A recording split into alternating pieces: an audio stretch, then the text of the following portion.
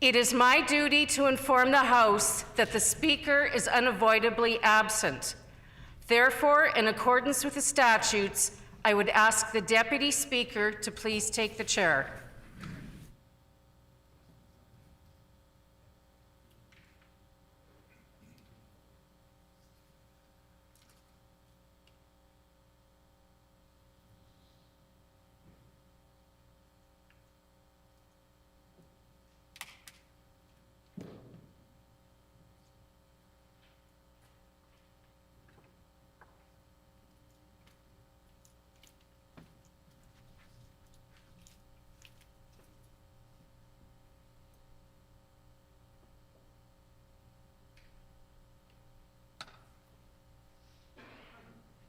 O eternal and almighty God, from whom all power and wisdom come, we are assembled here before thee to frame such laws as may tend to the welfare and prosperity of our province.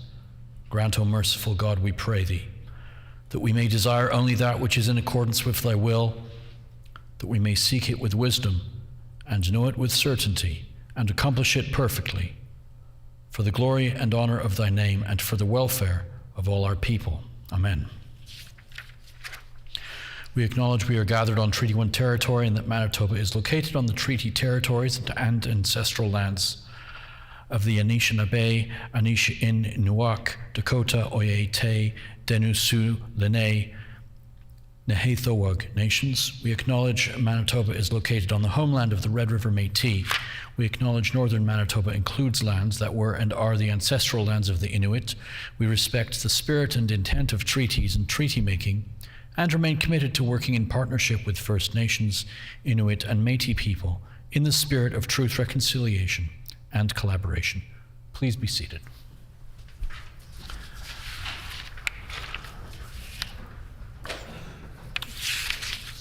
Good afternoon, everybody. Routine proceedings, introduction of bills, committee reports, tabling of reports, ministerial statements. The Honourable Minister of Health and I do note that the required 90 minutes notice prior to routine proceedings was provided in accordance with Rule 26, subsection 2. Would the Honourable Minister of Health please proceed with the statement?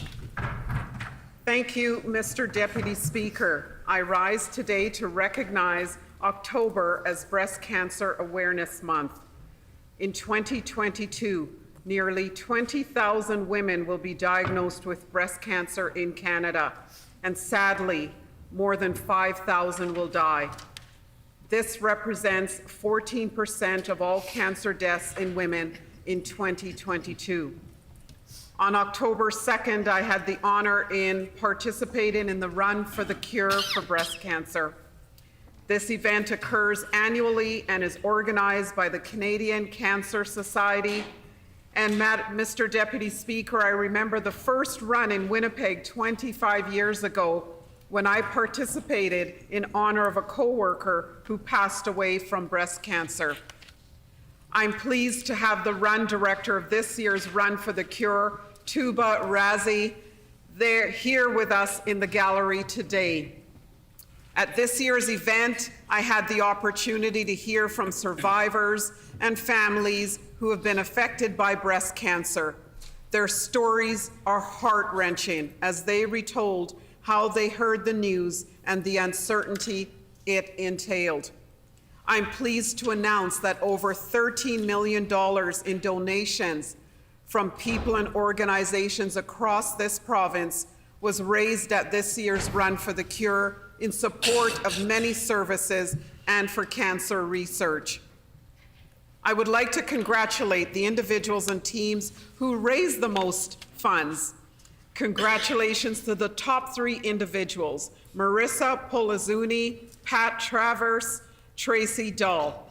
I would also like to congratulate the top teams, including Highs Winnipeg for the Cure, Team Marlow, School Team River East Kodiaks, and Team Chemo Savi.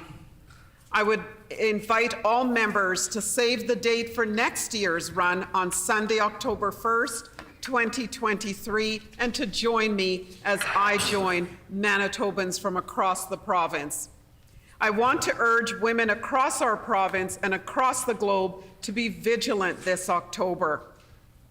It is so important that we regularly check and screen for breast cancer at all ages, as it isn't just a disease that affects us when we are older. I'm grateful for the strength and bravery of survivors and their families for sharing their stories and reminding us of the importance of early detection. I'm equally grateful to those who donate, volunteer, or work alongside cancer patients and provide valuable treatment and supports. Mr. Deputy Speaker, together we can one day find a cure for breast cancer. Please join me in congratulating the organizer of this year's run on a job well done. Thank you.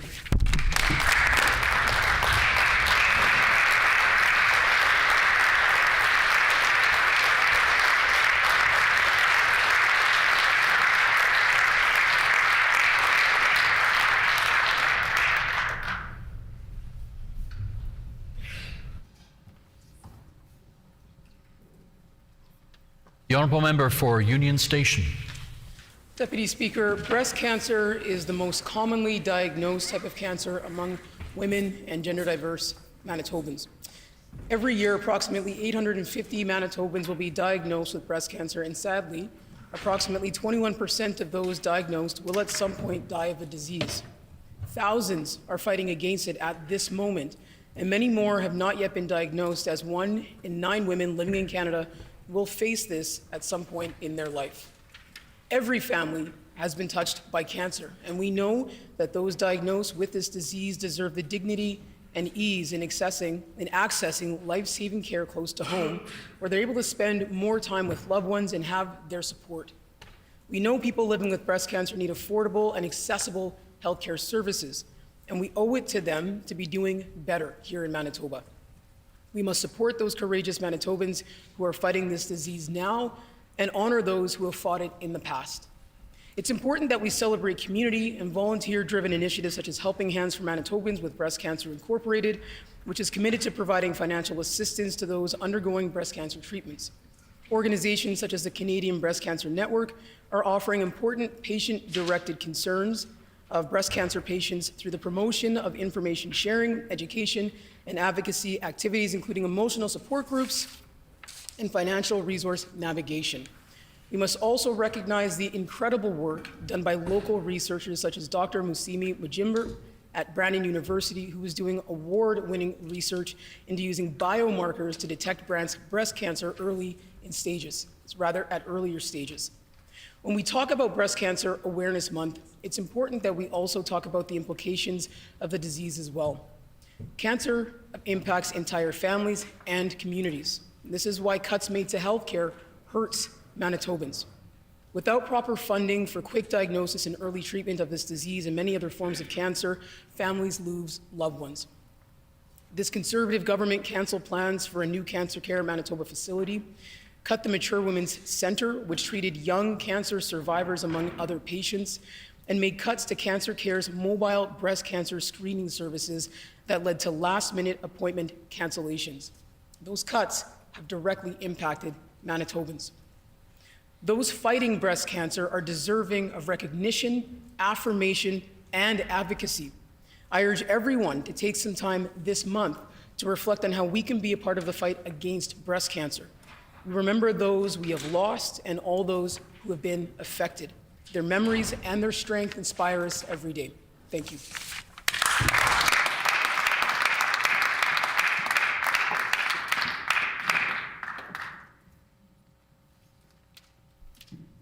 The Honourable Member for River Heights. I ask leave to speak to the Minister's statement. Does the member have leave to speak to the Minister's statement?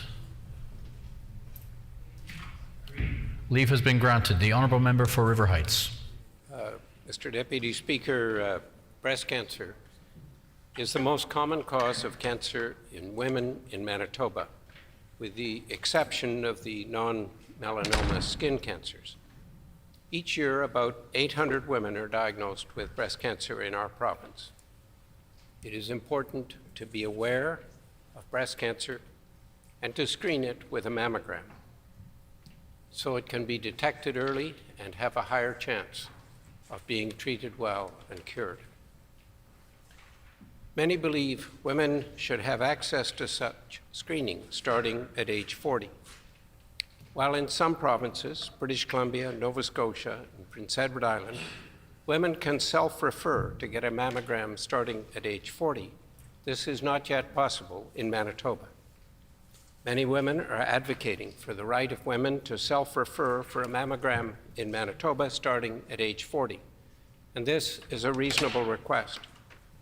Give women a choice. It is to be hoped that the government will consider this. Some 17% of breast cancers occur in women in their 40s, and 17.5% of deaths from breast cancer are from women diagnosed in their 40s. Women in their 40s who get mammograms have a 44% lower mortality rate from breast cancer than those who don't receive the mammogram screening.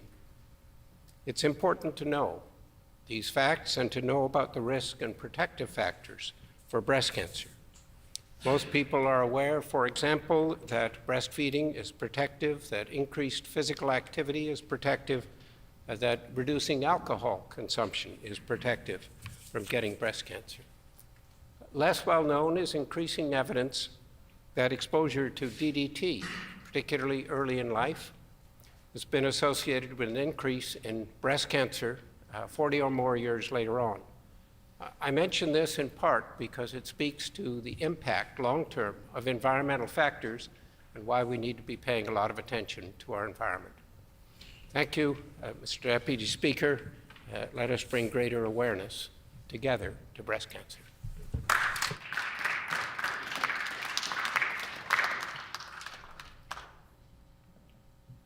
there any other ministerial statements? No. Moving to members' statements. The Honourable Member for Swan River. Mr. Deputy Speaker, I rise in the House today to recognize and congratulate Shelley Cockrell from Roblin for her stellar contribution to female ball hockey. Shelley started playing in the Female Ball Hockey League with encouragement from her friends who all shared the passion for this amazing sport. At 35, she was asked to help represent Manitoba at the Nationals. She played for 4 years for Team Manitoba and captained the team all 4 years. They won a silver and a bronze. Shelley's talent caught the eye of scouts, and she was asked to play for Team Canada. She played 2 Worlds at the senior level, age 18 plus, where they won silver and gold, and 3 Worlds at the Masters level, age 35 plus, winning 2 golds and a silver. This year's Worlds were held in Kladno, Czech Republic, from September 7th to the 11th, where Team Canada played 7 games in 5 days. Although they beat Team USA in the round robin, they lost to them 2-1 in the final, taking home the silver. Shelley has been able to wear both the A and C for Team Canada and captain this year's team. Another Manitoban, Chantal Larocque, also from Manitoba, played this year. The duo were able to play together, and Chantal was the top scorer of the tournament with 14 points, and Shelley was close behind with 12 points and third among all players. Jocelyn Larocque, a former St. Anne's resident and Team Canada hockey player, was the head coach, and her dad, Andy, was the assistant. Along with Chantal Despelagic, Manitoba was well represented. These tournaments occur every 2 years by the International Street and Ball Hockey Federation, and the team is selected by a manager who tries to balance representation from across Canada. This requires a huge commitment, and team rosters change. Canada will be setting their sights on 2023 in the U.S. and hoping to return to the gold podium. Members' time has expired. The honourable member for. Is there leave for the member to finish his statement? Agreed. The honourable member for Swan River. Okay, Mr. Deputy Speaker, Shelley and her niece Jaden join us today, and I want to acknowledge Shelley on her accomplishments in ball hockey. Thank you.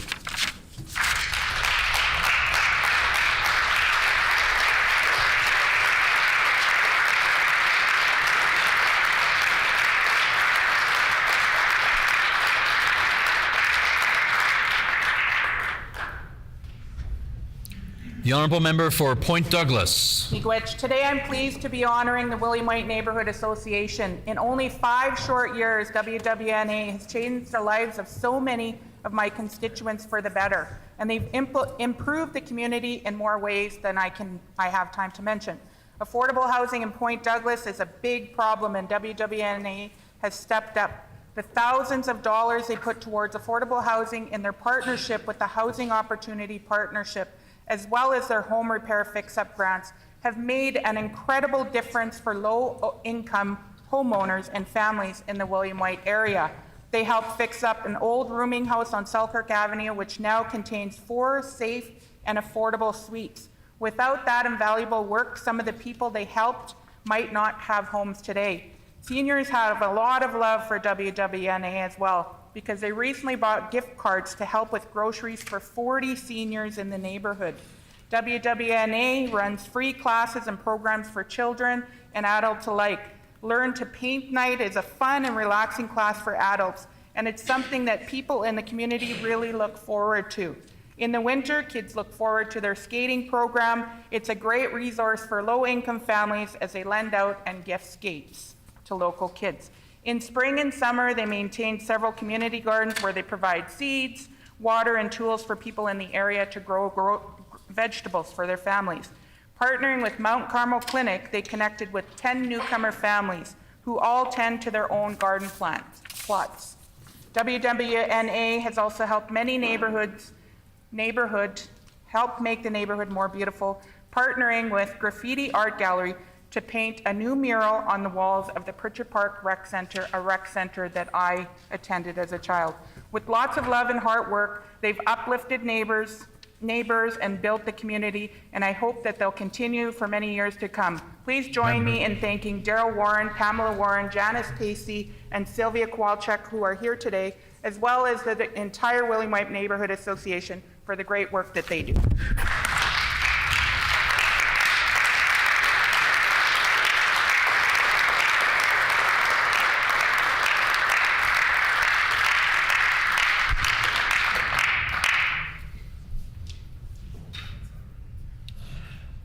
The Honourable Member for Point Douglas. I seek leave to include all of the names of the board members in Hansard. I don't need It's unnecessary to request that, but the clerks can direct you on how that works. The Honourable Member for Portage La Prairie. Thank you, Mr. Deputy Speaker. Today, I want you to join me in recognizing the Executive Director of the Portage and District Chamber of Commerce, Cindy McDonald. Raised in Winnipeg, Cindy McDonald moved to Portage in 1996 to start her career in television with MTN and moved on to the Women's Television Network and then to Golden West Radio, where she discovered her love of volunteering. Ultimately, Cindy landed her dream job as Executive Director of the Portage and District Chamber of Commerce.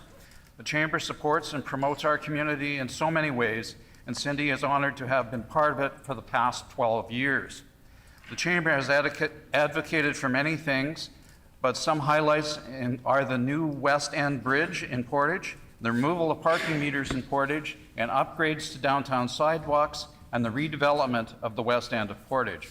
Over the years, Cindy has served on many local boards, including Canadian Mental Health and the United Way, the Ringette Association, and the Portage Potato Festival.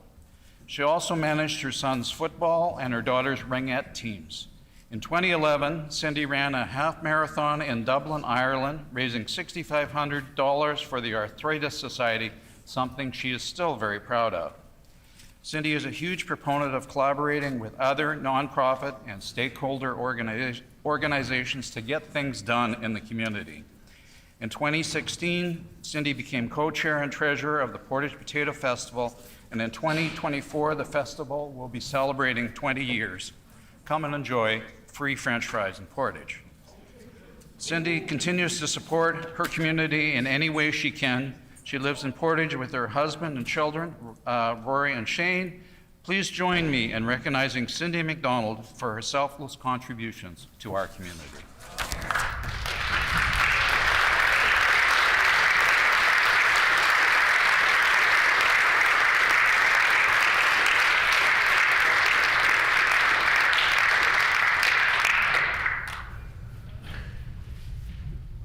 The honourable member for the Park-Camissac.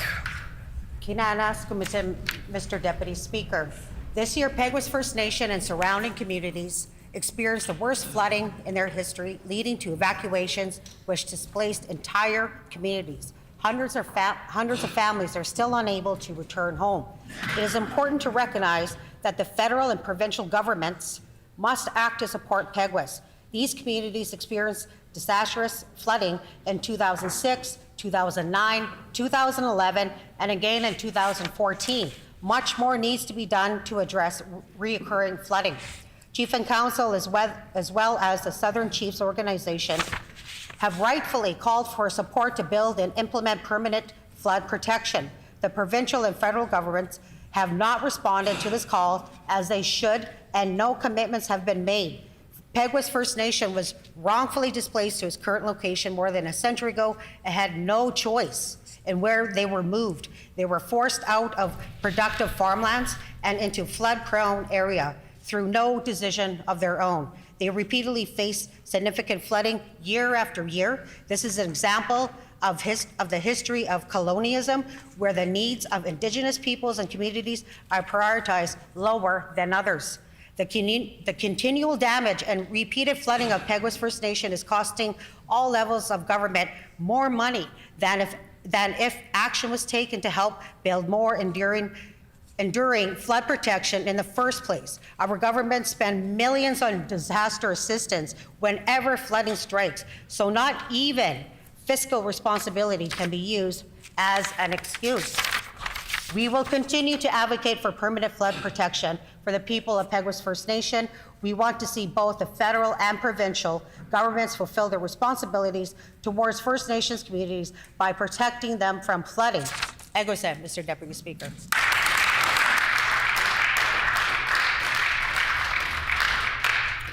The Honourable Minister of Natural Resources and Northern Development. Thank you, Mr. Deputy Speaker. The historic and iconic Queen's Hotel in Rapid City continues to live on thanks to new owners Brent and Hannah Baker.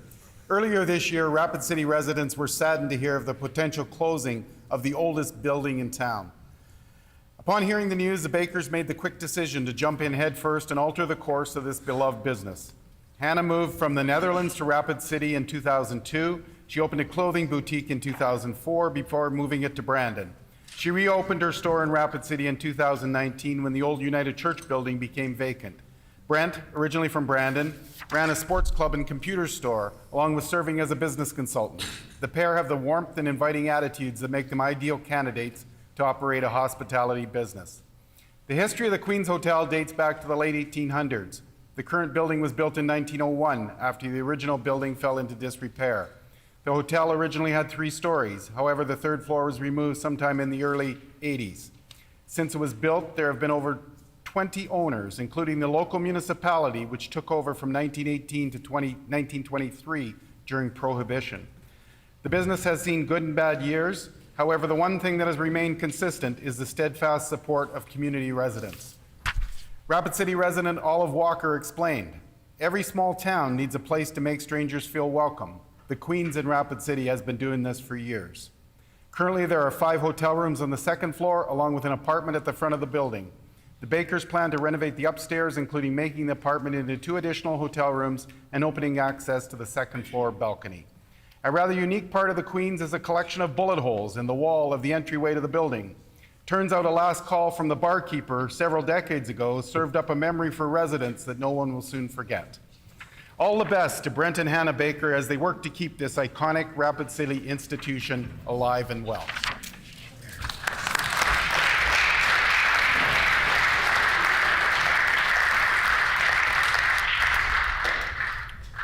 Oral questions.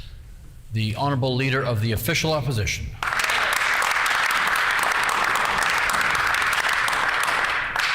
Today is Municipal Election Day in Manitoba, and so I wanted to take a moment to acknowledge those whose terms are coming to an end and have announced that they are not standing for re-election.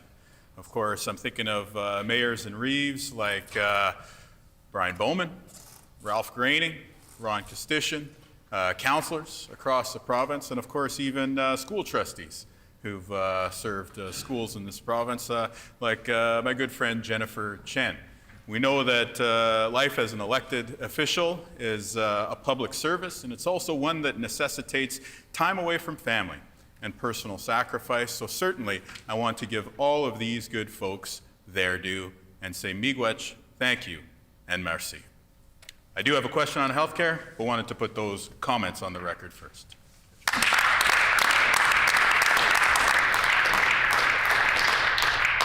The Honourable First Minister. Thank you very much, Mr. Deputy Speaker, and I want to thank the Leader of the Opposition for his statement.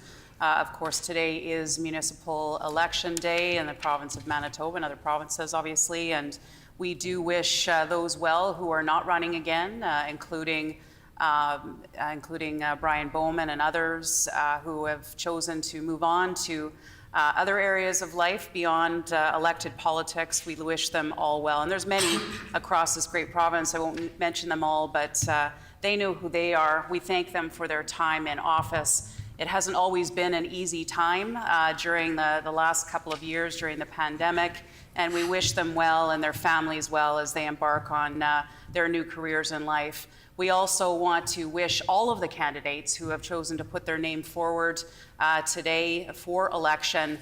We want to thank them for doing so. We know that elected office is a challenging one. At times, we thank them for taking that plunge and putting their name forward First to Minister's ensure time has expired.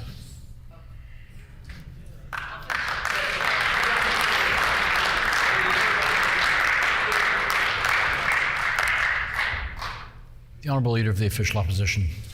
Mr. Deputy Speaker, Manitobans are speaking out about the crisis in healthcare that's been created by the cuts of this PC government. Yesterday, we heard from a respected emergency room doctor who works at one of the most important hospitals in our province. He said that things on the front lines are worse than they've ever been. In fact, he says they've grown worse since 1 year ago.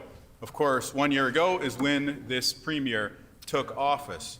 We know the impact of the cuts they're making. More nurses leaving the front lines, patients waiting longer and longer for the healthcare services that they need. Can the Premier tell Manitobans why the PC government is failing Manitobans when it comes to health?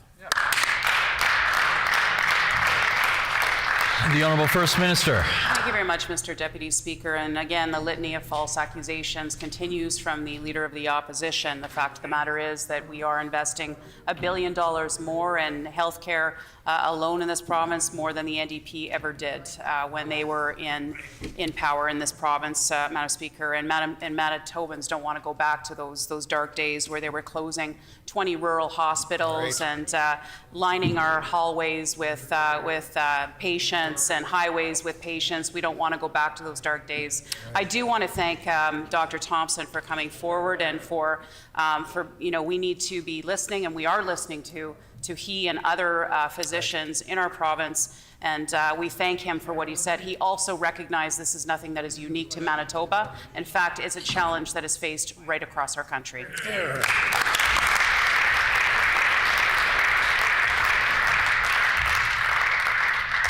The Honourable Leader of the Official Opposition on a final supplementary question. We find the PC government in the last year of their second term still scrambling to try and explain away the cuts that they have overseen over years in office. They closed emergency rooms at some of the biggest hospitals in the province. They cut nursing training seats. They, just this year, after we knew full well the impact of COVID on the front lines, oversaw the cut of more nursing positions at the Grace Hospital. They cut beds at the Grace Hospital. We know that physicians like Dr. Thompson only speak out when the situation is very much a crisis. And while he did acknowledge that other jurisdictions are facing challenges, he was quick to point out that Manitoba is faring worse than anywhere else in Canada. The explanation is simple. We've got a PC government that keeps cutting health care. Will the Premier explain why the PC government is failing Manitobans when it comes to health? The Honourable First Minister. Once again, Mr. Deputy Speaker, the Leader of the Opposition continues to put false information on the record within this chamber. The fact of the matter is we're investing $1 billion more in health care than the NDP ever did, Mr. Deputy Speaker. And he mentioned the Grace Hospital. I attended the Grace Hospital along with many of my colleagues on this side of the House last night.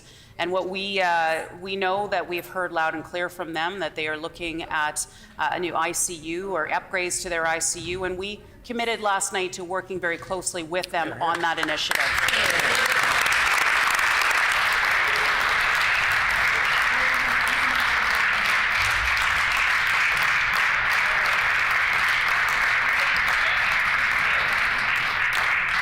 The Honourable Leader of the Official Opposition on a new question.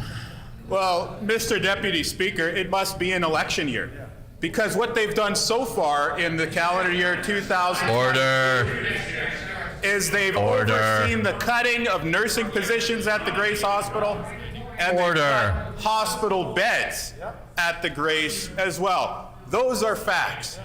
It's also a fact that they closed emergency rooms at the biggest hospitals in our province. It's also a fact that they cut nursing training seats. It's also a fact that the physician who spoke out yesterday said that Manitoba is faring worse than any other jurisdiction in this great country. The same physician also said, and this is a fact, that things have gotten worse since when the Premier took office 1 year ago. These facts are undeniable, they're indisputable. How does the Premier respond, and how does she tell Manitobans and explain how her government has failed them when it's come to health care?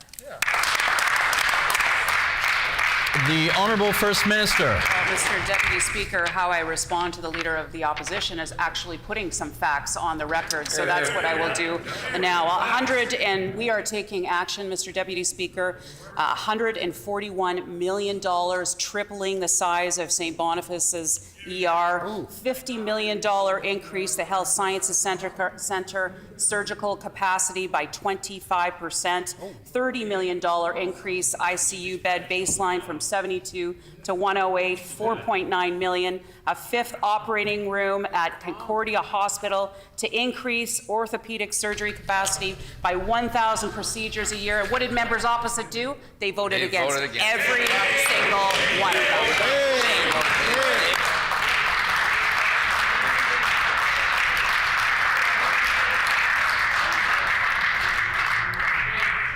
The Honourable Leader of the Official Opposition on a supplementary question.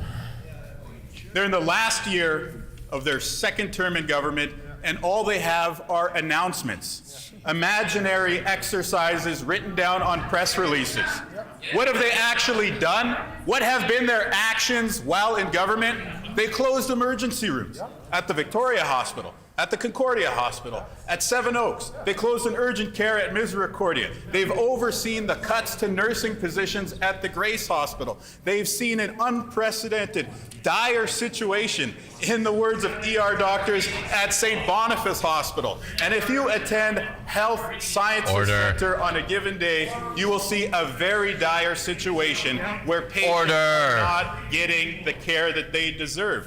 All that they can do is heckle, Mr. Deputy Speaker, because their actions have decimated our healthcare system in Manitoba. How does the Premier explain how badly her government has failed the people of Manitoba when it comes to healthcare?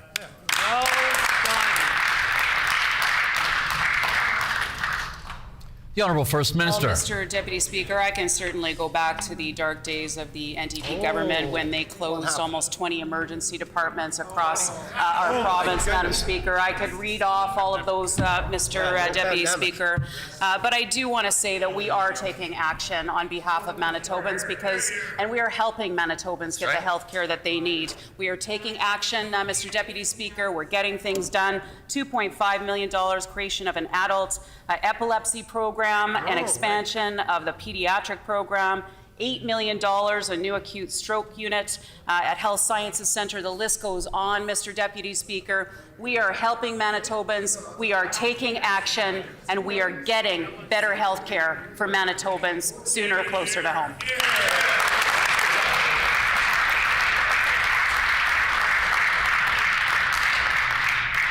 The Honourable Leader of the Official Opposition on a final supplementary. Let's bring this back to the bedside. Let's bring it back to the facts on the ground right now. What is the level of health care that people in Manitoba are receiving right now? Well, that well-respected ER doctor yesterday relayed a story of a person having a heart attack who had to wait 10 hours to be seen in the emergency room. That is a life and death situation, and we cannot respond in this province because of the cuts that this government has made to health care.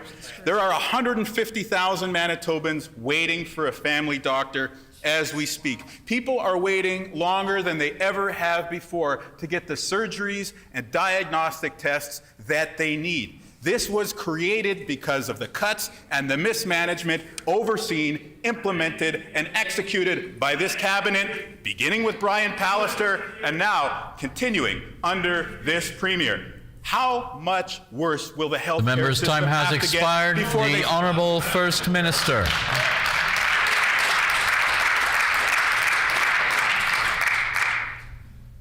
The Honourable First Minister.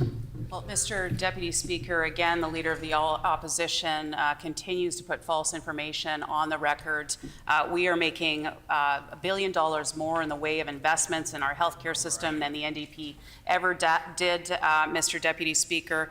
I want to thank Dr. Thompson for coming forward and we recognize, obviously, that there are challenges within our healthcare system. We know that and what I want to say to anyone who is waiting, we are taking action when it comes to our surgical and diagnostic backlogs in our province that came about as a result of the pandemic, Mr. Deputy Speaker. I can tell you, I remember back in those days where someone waited 33 hours in an ER wait room, Mr. Deputy Speaker, and died. I can tell you we do not, and Manitobans do not want to go back to the dark days of the NDP government.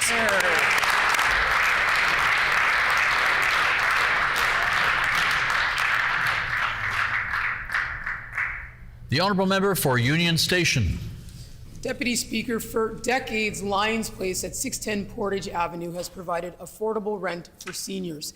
However, this affordability is now under threat as the building is being sold to another operator. Tenants are rightfully concerned that their rents will be raised under the new owner. It's been nearly a month since we've asked this government to step up and take action to ensure rents at Lions Place remain affordable, yet they've done nothing. Can the minister outline what action she will take to ensure the rents at Lions Place remain affordable?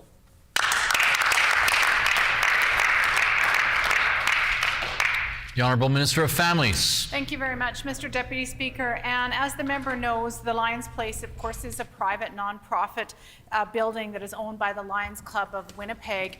We have been in consultation and collaboration with the Lions Club, the executive, as well as the tenants who live there in meetings where we are looking at a variety of options that we can play a part in.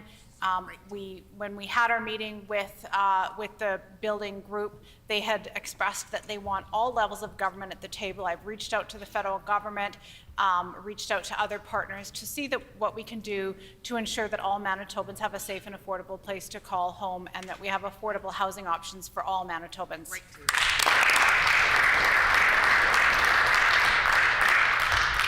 The Honourable Member for Union Station on a supplementary question. Deputy Speaker, the closing date for offers to purchase Lions Place was October the 14th. The minister told us in estimates she met with Lions Place on October the 13th. Deputy Speaker, that doesn't give the group a lot of time to actually come to a solution that works. It's unclear whether Lions Place has already been purchased or whether this deadline has been extended. Can the minister tell us whether Lions Place has already been sold off?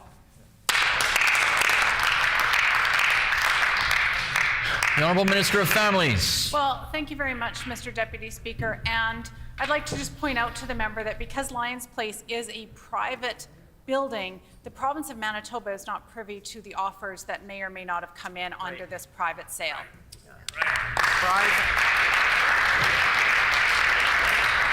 The Honourable Member for Union Station. Deputy Speaker, hundreds of people live in Lions Place, the majority of which are seniors living on a fixed income. If rents are increased, many will have no choice but to move out, and quite frankly, many will end up homeless. We've already lost hundreds of affordable housing units under this Conservative government. We cannot afford to lose a single unit more. We've repeatedly called on the minister to take action and ensure rents remain affordable at Lions Place. She has done nothing to this point. Thankfully, she can still take action. Will the minister commit to taking action to ensure rents at Lions Place remain affordable and those hundreds of seniors have affordable housing now and well into the future? Member's time has expired. The Honourable Minister of Families. Thank you very much, Mr. Deputy Speaker. And what I can assure the member that the residents at the Lions Place do not need is the NDP fear-mongering. They do not need them to come in and be spreading false accusations and fear. What they need is a government that's willing to listen to them, which of course we have in our meetings that we've been having with the Seniors Action Committee and other individuals involved in Lions Place. And what we are also doing is making sure that we have affordable places. The members opposite was wrong. We have created affordable housing in the province of Manitoba, 745 new units that we've created since we took office. And we are moving forward. We signed on to the National Housing Strategy. Mr. Deputy Speaker, we know that we've got a lot of work to do. Minister's time has expired.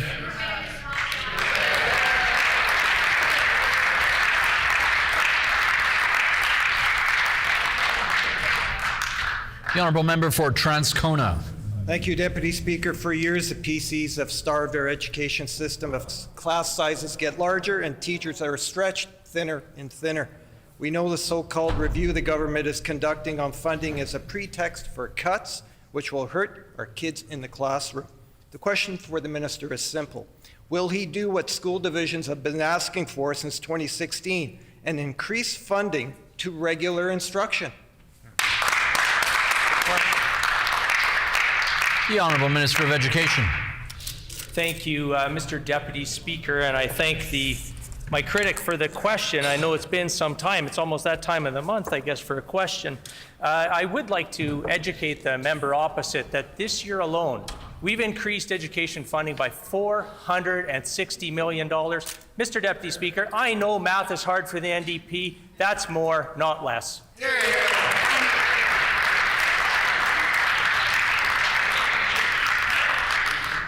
The Honourable Member for Transcona. Thank you, Deputy Speaker. This minister knows that funding for regular instruction has been stuck at $1.6 billion since 2016. It hasn't increased, and it has also impacted classrooms. All you have to do is look at the print and know that. And these one-time grants, Deputy Speaker, are unsustainable because the next year they're gone. And you know what else, Deputy Speaker? Order. They need a real partner. Order. All they have is continued cuts. That's right. So the question is simple. Will he ensure that our funding is in place for the needs of our kids after all of that yelling? That's right.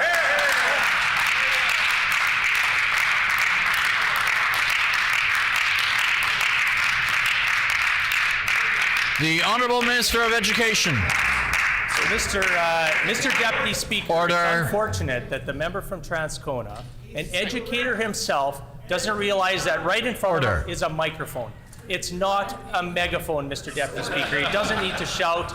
He's getting out of hand, Mr. Deputy Speaker.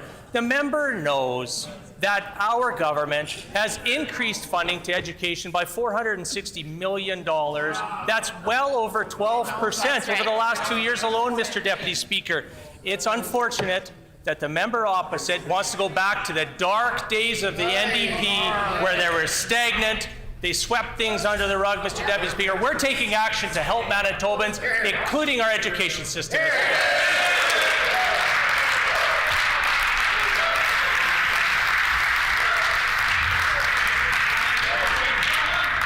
The Honourable Member for Transcona. Thank you, Deputy Speaker.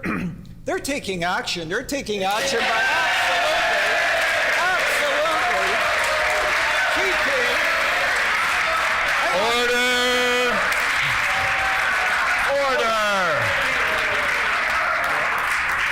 Order! Order.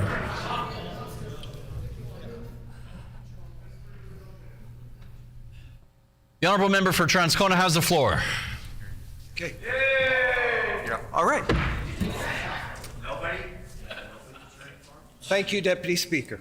After years of cuts to schools and Phil's attempt to interfere in a classroom with projects like Bill 64, our kids and educators need support. That's right. Instead, all they see from the minister is continued cuts and flat spending for funding for kids in schools. Will the minister commit today to education funding that increases the needs and dynamic needs of our kids? Yeah, great question. The Honourable Minister of Education. So, Mr. Deputy Speaker, I appreciate the question coming from my friend and one of my colleagues, a fellow educator himself from Transcona. It's just unfortunate, Mr. Deputy Speaker, that he takes his time here in the legislature to stand up and put false information on the record and fearmonger not only our students, Mr. Deputy Speaker, but parents and stakeholders all across this great province, Mr. Deputy Speaker. $460 million more this year in education than it's ever been given. We're not going to take any lessons from the member opposite. We're taking action. We're helping Manitobans. We're getting things done, Mr. Deputy Speaker.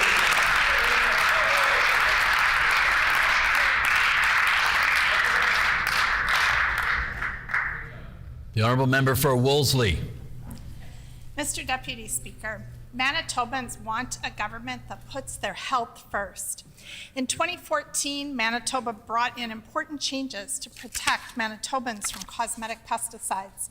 These changes protected children, pets, and all those who use our public green spaces.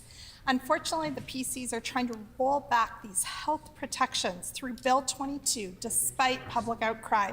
Mr. Deputy Speaker, this government still has the time to do the right thing. Will the minister withdraw Bill 22 today?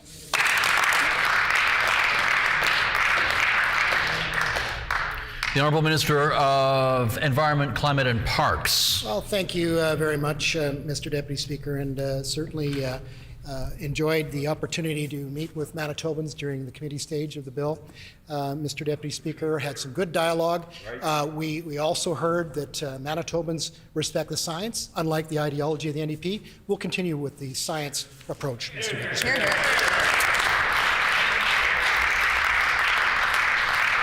The Honourable Member for Wolseley. Mr. Deputy Speaker, the minister knows full well that Canadian Cancer Care cautions against the cosmetic use of this class of pesticides, and the World Health Organization calls them probable carcinogens. He should know that a federal court has recently forced Health Canada to review their approval to one of these pesticides due to cancer risks. Bill 22 would roll back health protections for Manitobans that we've had in place for the past 8 years. This makes no sense.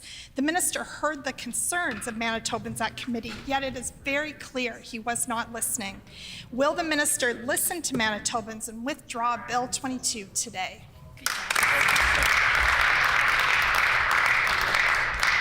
The Honourable Minister of Environment, Climate and Parks. Well, thank you, Mr. Deputy Speaker, and certainly appreciate a question on listening to Manitobans, because we know the NDP have a tough time listening to Manitobans. We know that over 70% of Manitobans wanted to see the current restrictions pulled back or rescinded. Mr. Deputy Speaker, we put in further protections for our pets, our children, while keeping our communities safe and minimizing our environmental impacts. Mr. Deputy Speaker, we'll land on the side of science. Absolutely.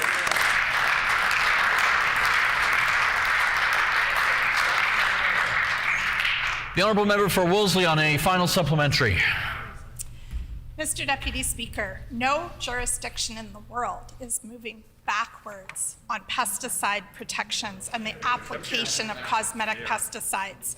Pallister wanted to move us backwards, and under the Stephenson government, it's more of the same. Bill 22 would put Manitobans' health at risk and make us an international embarrassment. The minister could do the right thing for the health of Manitobans and our children, our pets, all of those who use our green spaces by withdrawing Bill 22. Will the minister commit to withdraw Bill 22 today?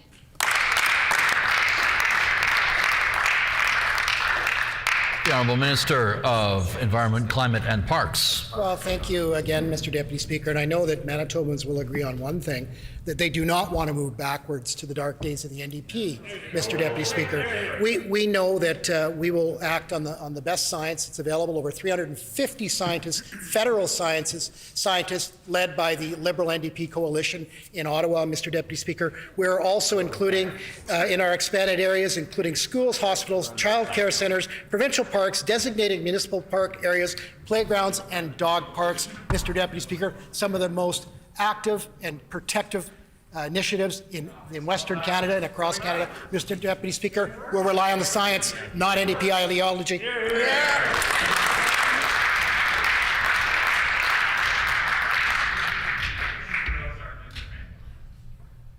The Honourable Member for Point Douglas. Miigwech, Deputy Speaker. Homelessness continues to get worse here in Manitoba. Far too many people are sleeping in bus shacks, under bridges, and in tents. Due to a lack of wraparound supports and affordable housing by this government. Manitobans are still waiting for this government's plan to end homelessness. We announced our plan yesterday, Deputy Speaker. Within 2 terms of an NDP government, we would end chronic homelessness in Winnipeg. Will the PC government get on board and support our plan today? The Honourable Minister of Families. Well, thank you very much, Mr. Deputy Speaker, and I appreciate that the NDP was consulting in Texas, but only the NDP would think that the climate on the Gulf Coast would be similar or be applicable to Winnipeg in the wintertime. Our government, on the other hand, spent time, we talked to over 400 people in the province of Manitoba to create a Made in Manitoba solution, including speaking with over 100 people with lived experience. I'm incredibly grateful to all those who contributed to our homelessness strategy by participating in our consultation and sharing with us their experiences. Our government is taking action against homelessness. We're getting things done. We've started with initiating money for shelters, and we are also moving forward on a strategy to build more affordable housing in the province of Manitoba.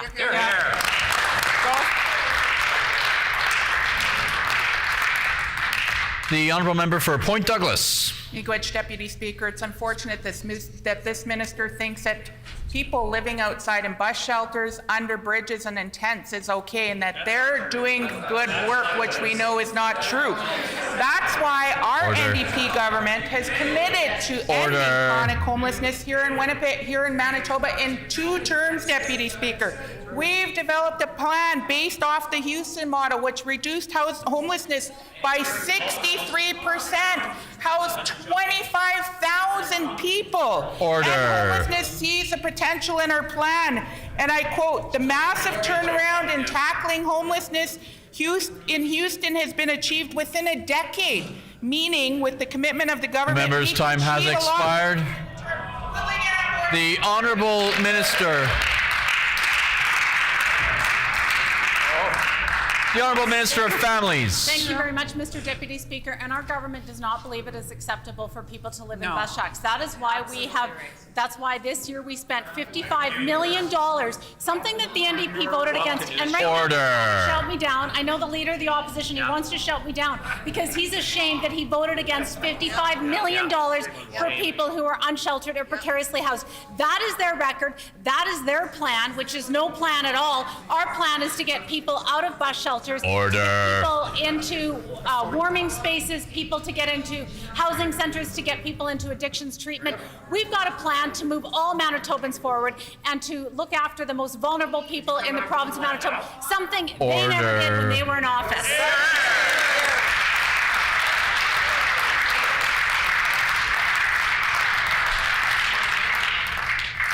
The Honourable Member for Point Douglas on a final supplementary. Miigwech, Deputy Speaker, if this minister and this government were concerned for people who are homeless, they would start fixing up the existing social housing that continues to be boarded up and be sold off by this government. It's clear that they have no concrete plan to address chronic homelessness here in our province.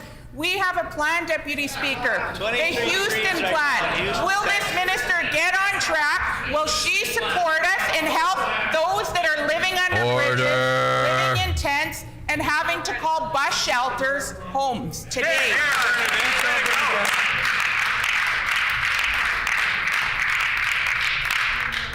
The Honourable Minister of Families. Thank you very much, Mr. Deputy Speaker. We know what their plan was. We inherited a $1 billion deficit in the repair and maintenance of Manitoba housing stock. Their plan was to let all the housing stock fall into disrepair, something our government is taking action and fixing. Their plan also included freezing the rates for people on EIA. Every year that the NDP was in office since 2004, people on EIA asked for an increase in their rates, and what did the NDP do? They said no. They said nothing. Our government has raised the rates for people who are on EIA. Our government is committed to ending homelessness by enhancing initiatives and supports, including $55 million that the NDP voted against. They have a chance to get it right. If they really want to commit to ending homelessness, they'll vote in favor of $50 million. Minister's time has expired.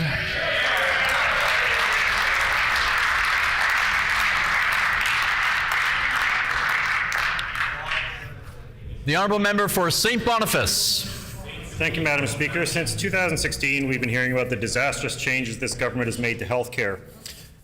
In 2018, there were letters from nurses signaling a crisis at the St. Boniface NICU. In January 2020, the Manitoba Nurses Union warned there was no surge capacity in the healthcare system before the pandemic, and we've had resignation after resignation of people who love their jobs but are being broken by a system because they fear they're going to hurt a patient they want to save. Whenever we ask about these shortages, we're told they're happening everywhere. We know that. But that means everybody's competing to hire our nurses and doctors who are treating so badly.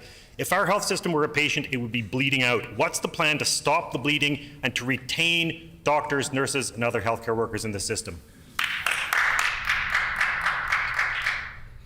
The Honourable Minister of Health. Thank you, Mr. Deputy Speaker, and I thank the member from St. Boniface for bringing this question forward to the chamber. Mr. Deputy Speaker, I've had the honour and the privilege of meeting with frontline staff to hear from them what the issues are, what their concerns are, because, Mr. Deputy Speaker, the best ideas come right from the hospital floor, from our healthcare facilities. It's about listening to understand the problem so that when we develop solutions, the solutions adequately meet the needs of our healthcare staff in this province. And Mr. Deputy Speaker, listening to not just nurses but doctors, I was part of the Rural Doctor Summit that Doctors The Honourable Minister's time has expired.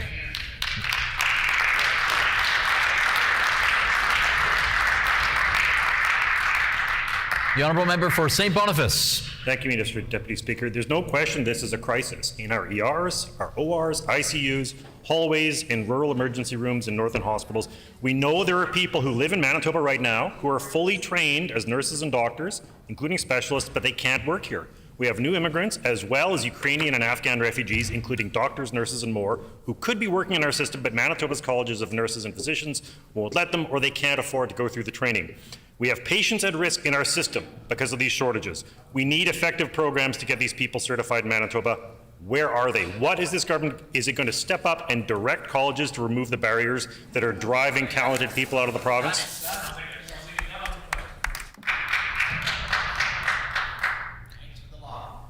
The Honourable Minister of Health. Thank you, Mr. Deputy Speaker, and I do want to remind the member for St. Boniface that we have stepped up. We have issued a compliance order to the College of Registered Nurses of Manitoba, which allows individuals who are living and practicing in other jurisdictions in Canada to immediately become certified here. Mr. Deputy Speaker, I'm also meeting with frontline healthcare staff to identify the issues and the concerns. And I've been working with a health human resource task force in my department, as well as a shared health recruitment group, and we will be rolling out a comprehensive action plan in the next few weeks to address recruitment, training, and retention. Thank you, Mr. Deputy Speaker.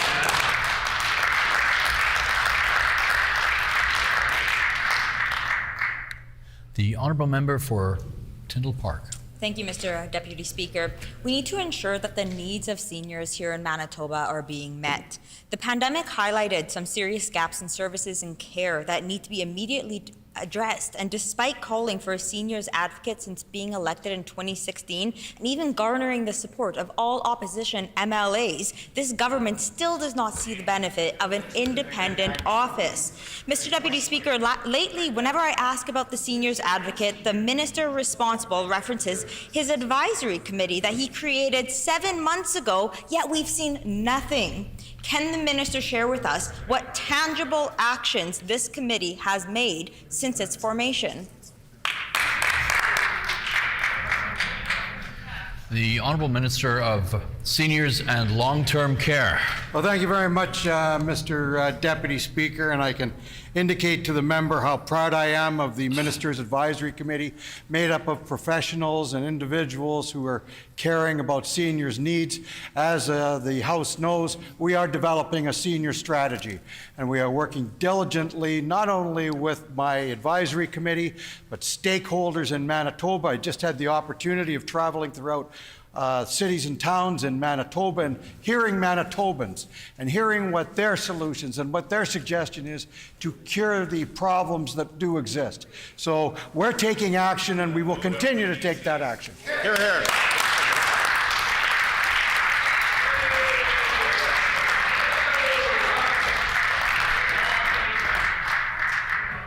Order.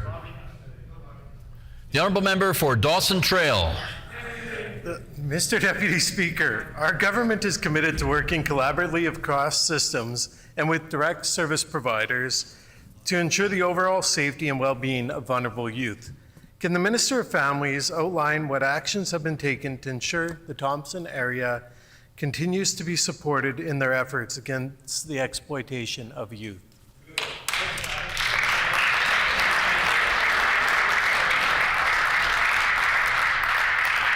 The Honourable Minister of Families. Thank you very much, Mr. Deputy Speaker, and I thank my colleague for that wonderful question. Last week, when our government was up in Thompson, we hosted our very first youth summit to hear directly from the youth in the area. We had a wonderful discussion, and ideas were shared about ways in which that we can help vulnerable youth. While in the north, we also announced additional funding for Street Reach North, and we're very proud that they're receiving now annual core funding of $900,000.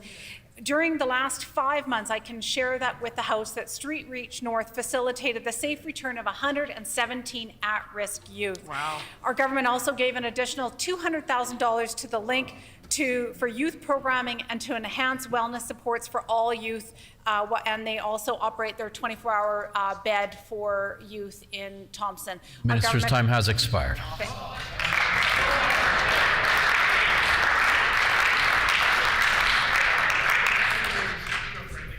The Honourable Member for Notre Dame. Mr. Deputy Speaker, home care workers deliver essential health care to seniors and to members of our community. They should be treated with respect, but instead, this government is trying to cut the time they have to provide basic services. I have heard from WRHA home care workers whose time has been cut down to 20 minutes to drive to someone's home, to provide them with morning care, and to give them a bath. This is impossible. Why is this government cutting home care services?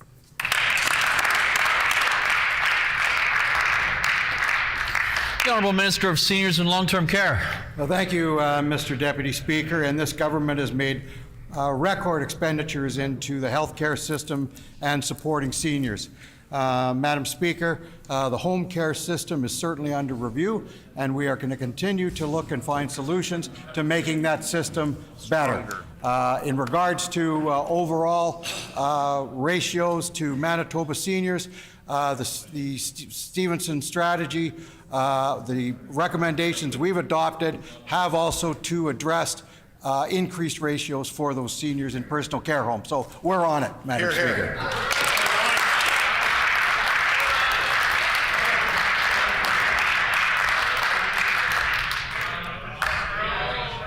Order. The Honourable Member for Notre Dame. Mr. Deputy Speaker, the Minister for Seniors and Long-Term Care is still talking about the Stevenson's report as if this has anything to do with home care, and it doesn't. It has to do with personal care homes. It's a different topic. So making absurd demands on home care workers to drive and provide morning care and give a dignified bath to clients in 20 minutes is wrong. To clarify, this used to be scheduled for 45 minutes, and now it's only scheduled for 20 minutes. This is dangerous. This is disrespectful. It devalues the work of these frontline healthcare workers and leads to canceled appointments. It's bad for workers and for our seniors. So will the government listen and stop cutting home care services for our seniors? Right on.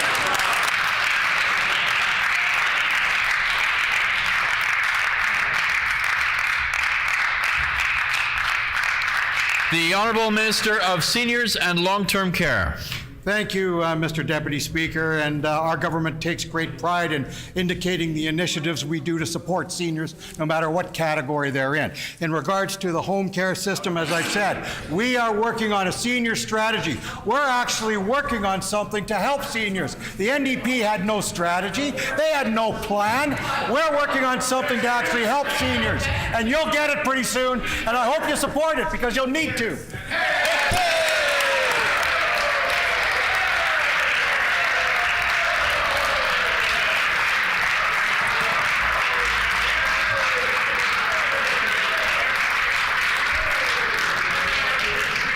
Order. Order. Order. The time for oral questions has expired. Petitions. The Honourable Member for Transcona. Thank you, Deputy Speaker. I wish to present the following petition to the Legislative Assembly. The background of the petition is as follows. The Bibliothèque Régionale Jolie has been served notice by the Red River Valley School Division to vacate the premises currently situated in the auditorium of École Heritage School by March 31, 2023. The auditorium was originally built in the 1960s by renowned Manitoba architect Etienne Gaboret and has been home to the JRL for 48 years. A photo of the auditorium captured in the Regional Library is published in a 2008 document titled Heritage Buildings in the RM of de Salaberry and St. Pierre-Jolie. It is marked as an important modern building that could attain the status of heritage site. The JRL and Red River Valley School Division have flourished from a mutually beneficial memorandum of understanding for 54 years. Their shared collection boasts over 50,000 books and has the fourth largest collection of French language literature in rural Manitoba. Students that are bused in from the neighboring municipalities that do not have a public library, such as Niverville, Grunthal, and Clearfield, are provided with free access to the public library and its fourth largest collection of French books in rural Manitoba during the school year. Therefore, we petition the Legislative Assembly of Manitoba as follows. To request the Minister of Labour, Consumer Protection and Government Services to consider granting the auditorium to the JRL by March 1, 2023. Order, please. Number two, Order, please. The Honourable Member for Transcona, sorry. Order, please. No problem with polite conversations here and there, but I really can't hear what the members saying. It's important that I do. So I'm just going to ask, please keep conversations either to a quiet volume, take them to the loge, take them to the hallway, wherever it is. But if we can turn the volume down, that would be much appreciated. The Honourable Member for Transcona, please continue. Thank you, Deputy Speaker. Number two, to request the Minister of Education to recognize the value that JRL provides to the student population of EHS, as well as the communities of St. Pierre-Jolie and the RM of de Salaberry. Number three, to request the Minister of Education and Minister of Francophone Affairs to recognize that a memorandum of understanding between Red River Valley School Division and the JRL is mutually, financially, and culturally beneficial. Number four, to request the Minister of Sport, Culture and Heritage to recognize the heritage potential of this important building and its status in the community. And number five, to request the Minister of Sport, Culture and Heritage to prevent any renovations to the auditorium that would destroy and devalue the architectural integrity of the building. This petition is signed by Ron Tone, Maria Janssen, and Joel Tone, and many more Manitobans.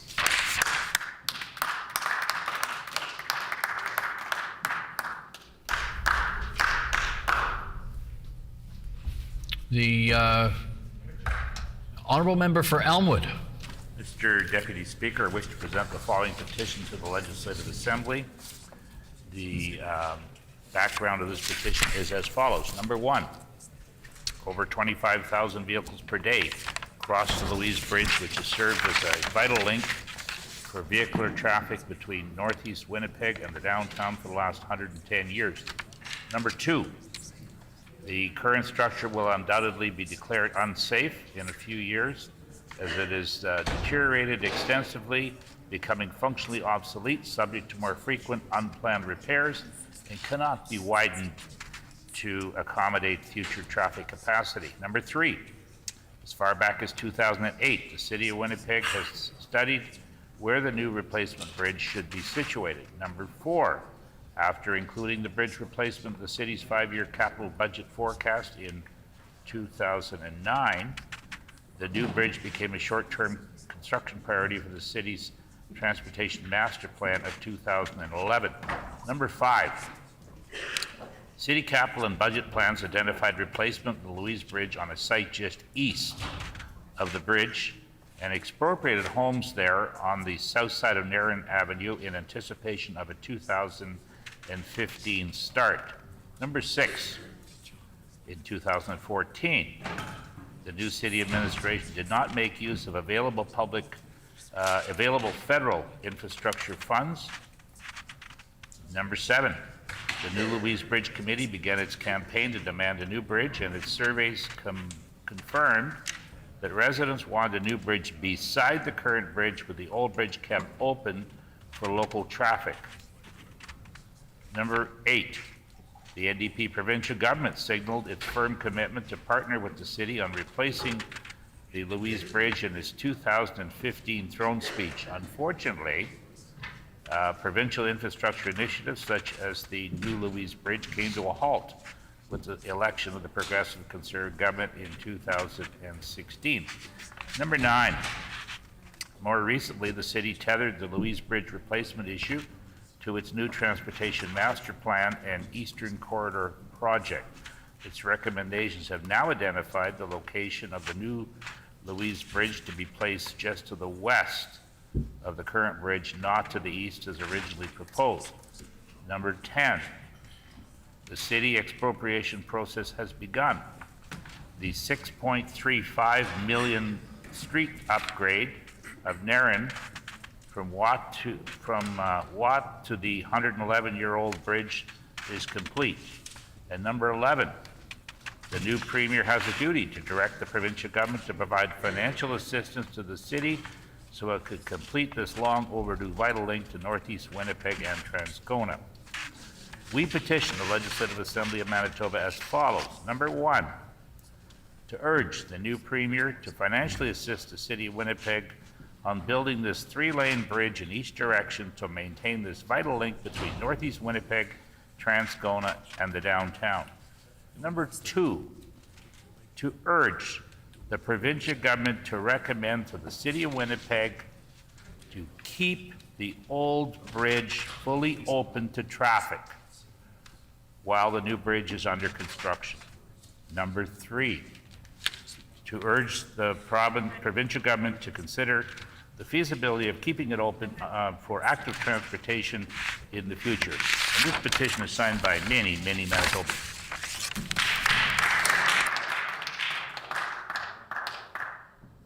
The honourable member for St. James. Madame la Présidente, je désire présenter la pétition suivante à l'Assemblée législative. Le contexte de cette pétition est le suivant. 1. La Bibliothèque régionale Jolly Regional Library a été avisée par la division scolaire Vallée de la Rivière-Rouge de libérer les locaux actuellement situés dans l'auditorium de l'École Héritage School d'ici le 31 mars 2023. 2. L'auditorium a été construit dans les années 1960 par le célèbre architecte manitobain Étienne Gaboury et Berger a été installée depuis 48 ans. 3. Une photo de l'auditorium intitulée La bibliothèque régionale est publiée dans un document de 2008 intitulé Bâtiments patrimoniaux de ML de Salaberry et Saint-Pierre-Joli. Il est indiqué qu'il s'agit d'un bâtiment moderne important qui pourrait atteindre le statut du site patrimonial. 4. BRG et DSVRR ont prospéré grâce à un protocole d'entente mutuellement bénéfique pendant 54 ans.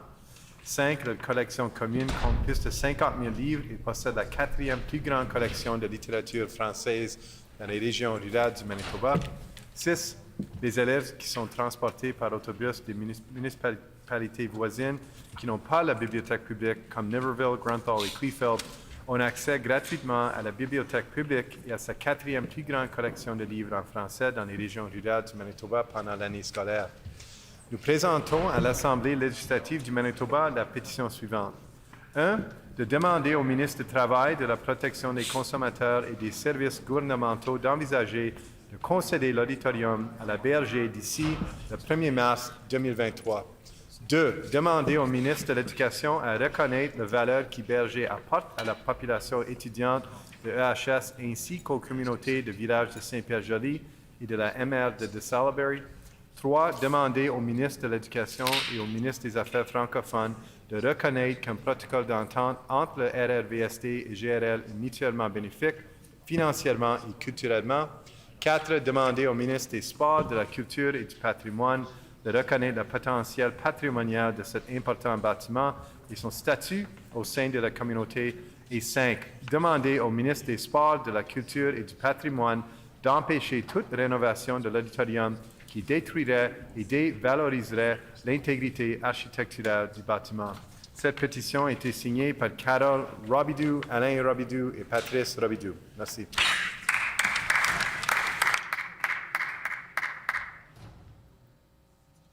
The Honourable Member for St. Vital.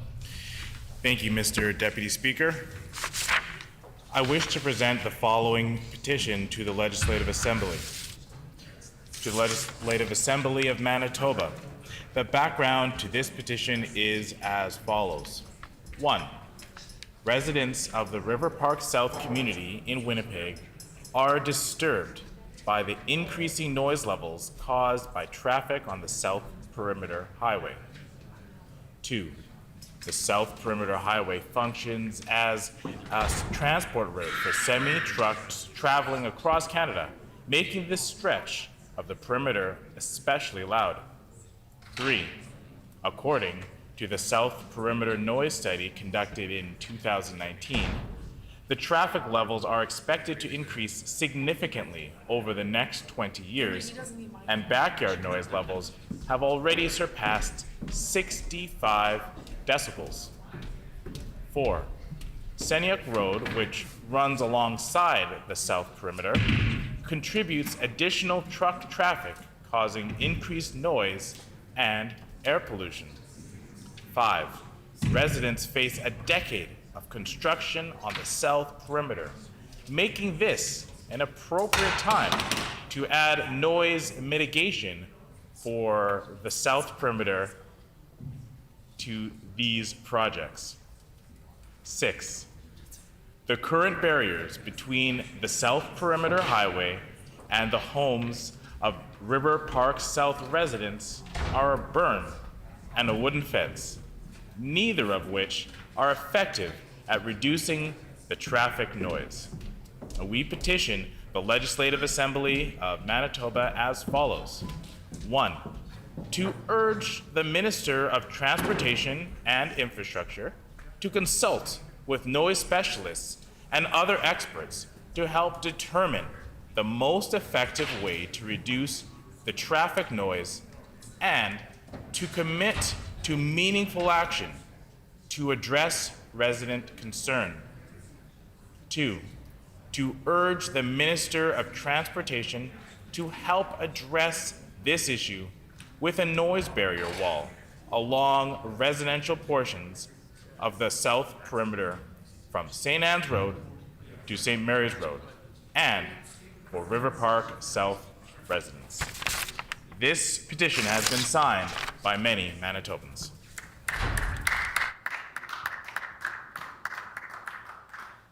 The Honourable Member for Wolseley. Thank you, Mr. Deputy Speaker. I wish to present the following petition to the Legislative Assembly. The background of this petition is as follows. The Bibliothèque Régionale Jolie Regional Library has been served notice by the Red River Valley School Division to vacate the premises currently situated in the auditorium of Ecole Heritage School by March 31st, 2023. The auditorium was originally built in the 1960s by renowned Manitoban architect Etienne Gabourey and has been home to JRL for 48 years. A photo of the auditorium captioned "The Regional Library" is published in a 2008 document titled Heritage Buildings in RM de Salaberry and Saint Pierre Joly. It is marked as an important modern building that could attain the status of a heritage site. JRL and RRVSD have flourished from a mutually beneficial memorandum of understanding for 54 years. Their shared collection boasts over 50,000 books and has the fourth largest collection of French language literature in rural Manitoba. Students are bussed in from the neighboring municipalities that do not have a public library, such as Minerville, Grenfell, and Gleefield, and they're provided with free access to the public library and its fourth largest collection of French books in rural Manitoba during the school year.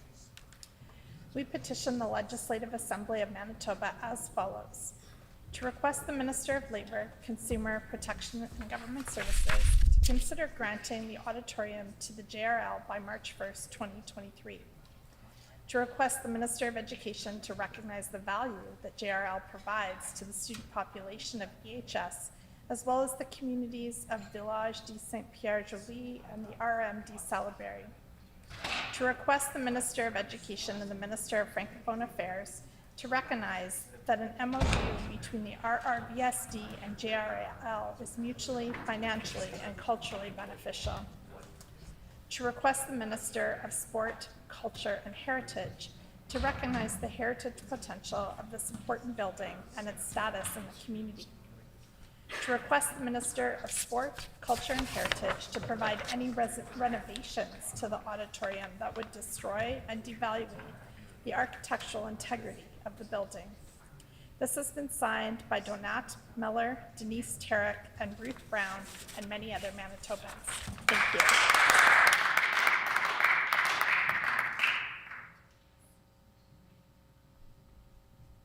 The Honourable Member for Thompson. Thank you, Forgive me. Mr. Deputy Speaker. I wish to present the following petition to the Legislative Assembly. The background of this petition reads as follows. 1. The population of those aged 55 plus has grown to approximately 2,500 in the city of Thompson.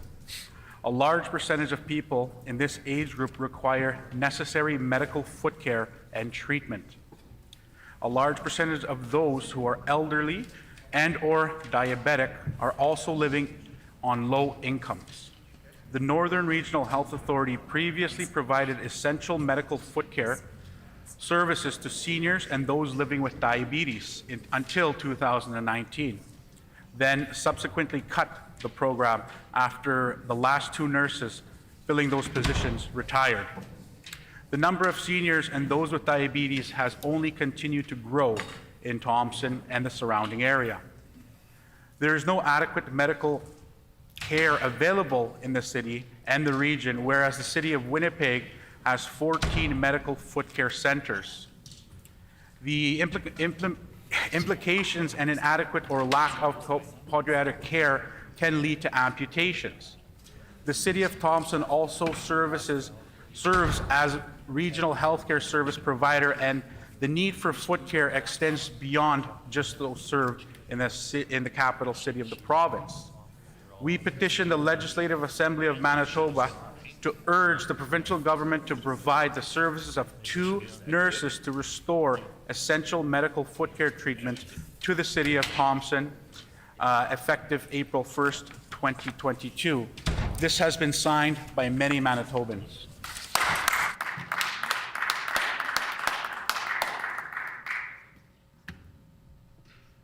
Honourable Member for the Pas-Camissac. Mr. Deputy Speaker, I wish to present the following petition to the Legislative Assembly.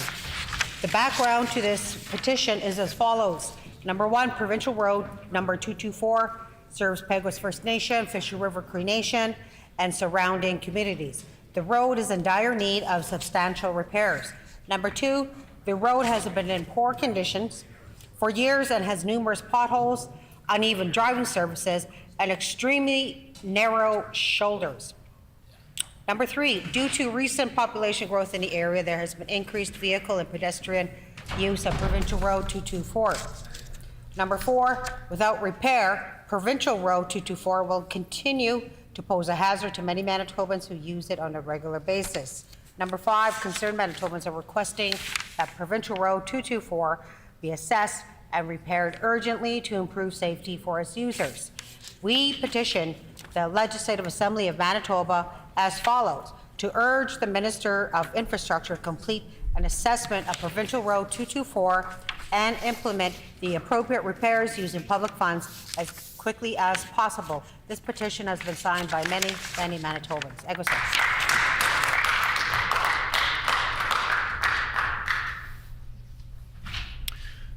The honourable member for the Maples. Thank you, Mr. Deputy Speaker. I wish to present the following petition to the Legislative Assembly of Manitoba. The background of this petition is as follows. Number 1, home care workers in Manitoba provide skilled and compassionate care that helps better the quality of life for thousands of Manitobans. Number 2, robust home care services are proven to reduce the strain on healthcare services and demand for hospital beds. Number 3, home care reduces demand for long-term care beds as it allows people to continue living in their own home space. Number 4, studies show that a third of the 200,000 Canadians living in long-term care homes could stay home with proper home care support. Number 5, investing in home care saves money as daily services cost half the price of long-term care beds and 1/7 the daily cost of hospital beds. Number 6, the provincial government's cuts to home care in Manitoba has resulted in chronic staffing issue that caused the WRHA to cancel 27,000 home care appointments in the month of April 2022 alone. Number 7, many clients in Manitoba only receive home care service once a day, where countries such as Denmark offer up to 6 visits a day. Number 8, home care workers in Manitoba are paid poor wages, are offered the little benefits, lack sick time, and are overworked, resulting in difficulty retaining and attracting workers. Number 9, home care workers have been without a contract since 2017 due to this provincial government's interference in labor negotiations.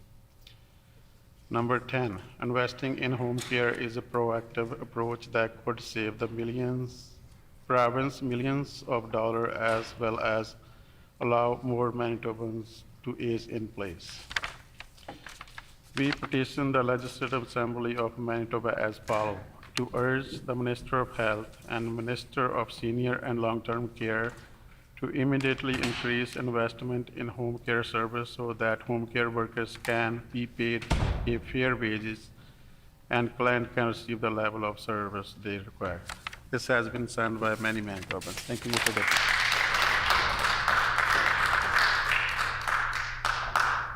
The honourable member for Point Douglas. Which, Deputy Speaker, I wish to present the following petition to the Legislative Assembly of Manitoba. The background of this petition is as follows. 1, the Bibliothèque Régionale Jolie Regional Library has been served notice by the Red River Valley School Division to vacate the premises currently situated in the auditorium of École Heritage School by March 31st, 2023. 2, the auditorium was originally built in the 1960s by renowned Manitoba architect Etienne Gabori, and it has been home to the JRL for 48 years. 3, a photo of the auditorium captioned, "The Regional Library," is published in a 2008 document titled heritage buildings in the RM de Salaberry and St. Pierre Joly. It is marked as an important modern building that could attain the status of a heritage site. 4. JRL and RRVSD have flourished from a mutually beneficial memorandum of understanding for 54 years. 5. Their shared collective boasts over 50,000 books and has the 4th largest collection of French language literature in rural Manitoba. 6. The students that are bused in from the neighboring municipalities that do not have a public library, such as Niverville, Grunthal, and Kleefeld, are provided with free access to the public library and its 4th largest collection of French books in rural Manitoba during the school year.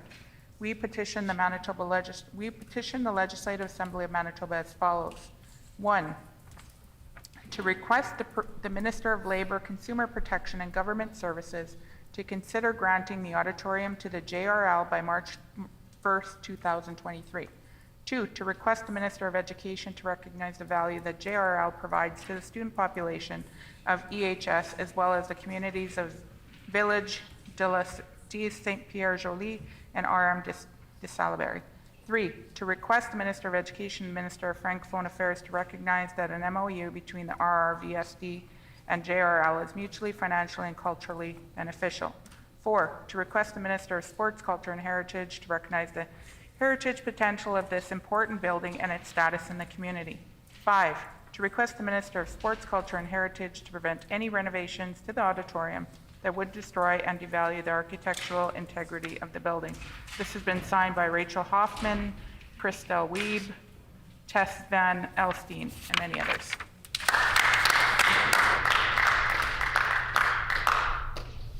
Are there any other petitions?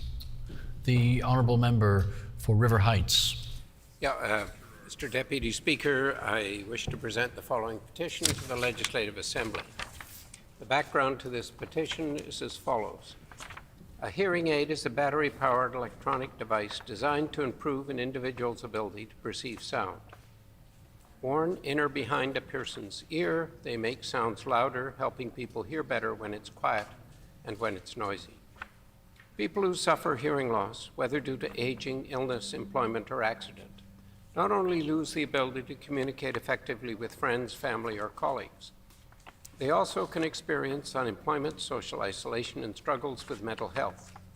Hearing loss can also impact the safety of an individual with hearing loss as it affects the ability to hear cars coming, safety alarms, call 911, etc.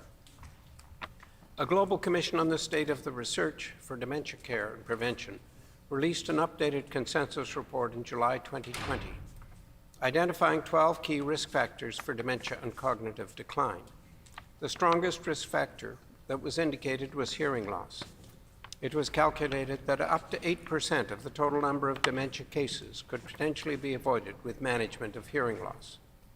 Hearing aids are therefore essential to the mental health and well-being of Manitobans, especially to those at significant risk of dementia, Alzheimer's, a disorder of the brain affecting cognition in the ever-growing senior population. Audiologists are healthcare professionals who help patients decide which kind of hearing aid will work best for them based on the type of hearing loss, patient's age, and ability to manage small devices, lifestyle, and ability to afford. The cost of hearing aids can be prohibitive to many Manitobans, depending on their income and circumstances. Hearing aids cost on average $995 to $4,000 per year, and many professionals say the hearing aids only work at their best for 5 years.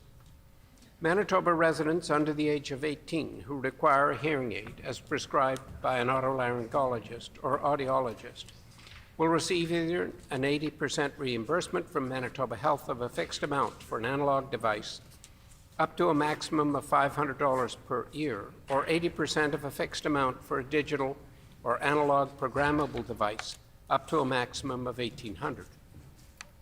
However, this reimbursement is not available to Manitobans who need the device who are over the age of 18, which will result in financial hardship for many young people entering the workforce, students, and families.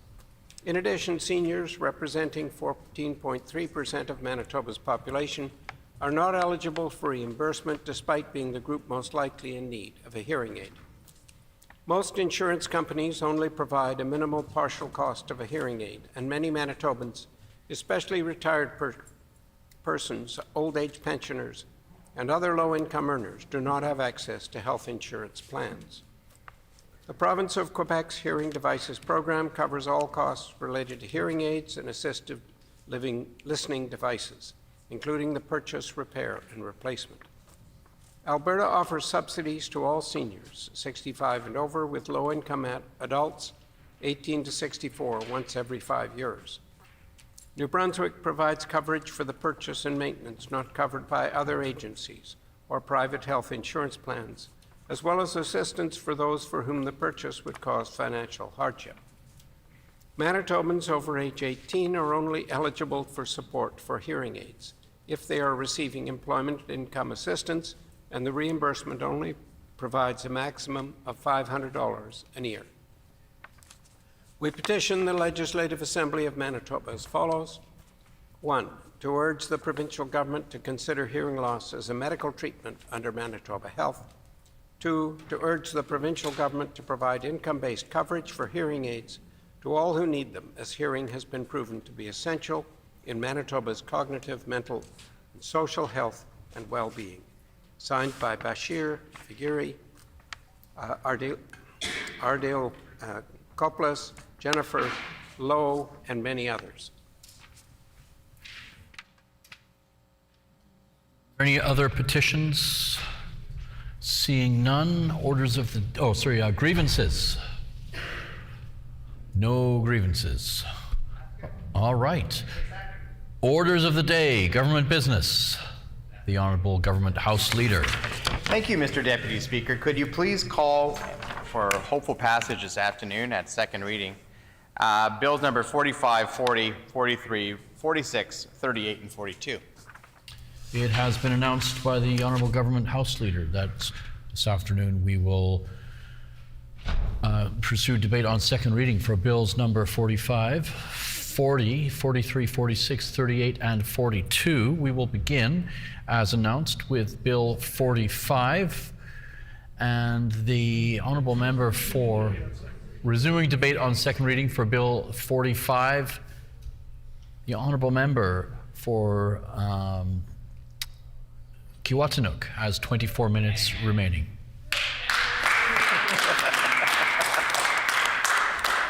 Thank you, Mr. Deputy Speaker, for the opportunity to once again rise today to continue on some of my comments on the Bill 45, the Budget Implementation and Tax Statutes Amendment Act, or BITSA as we come to know it here.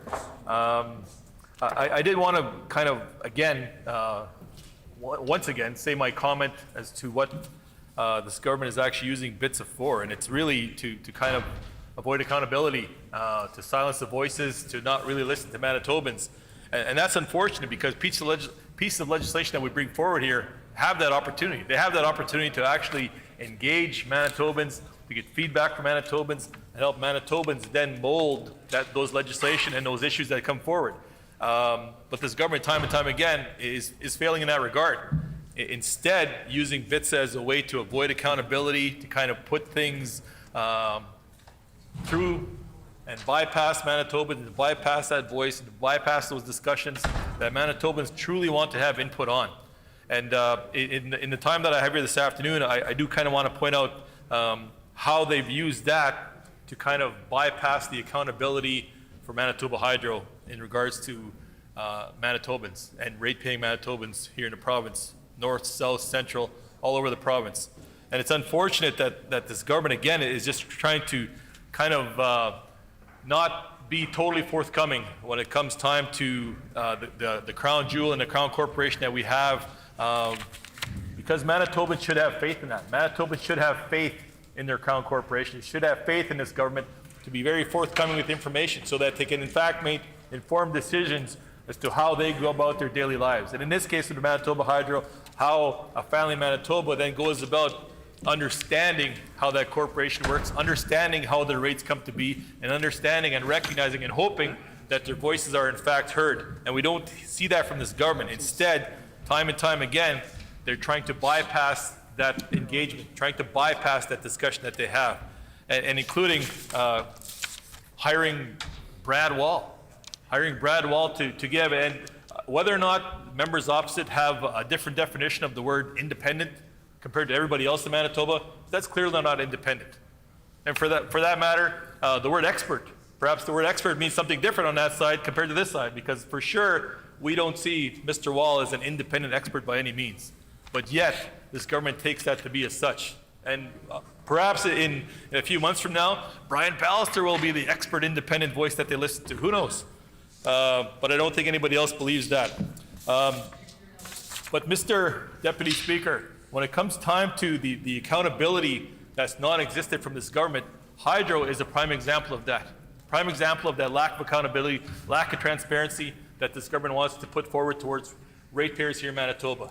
And instead, misleading the Manitobans to believe that, in fact, they know what's right for Manitobans without having that engagement, without having those discussions, not being forthcoming about the financial well-being of Manitoba Hydro, not disclosing billions of dollars in revenue, not disclosing millions of dollars in profits, but instead trying to kind of not really talk about that and say, this is what we're going to do because we know what's best for you, without having that engagement.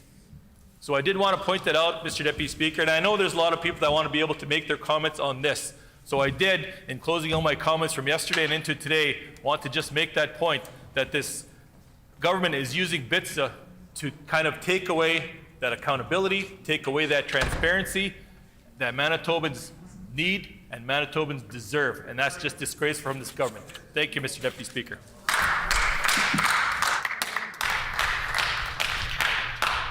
The member for St. Boniface.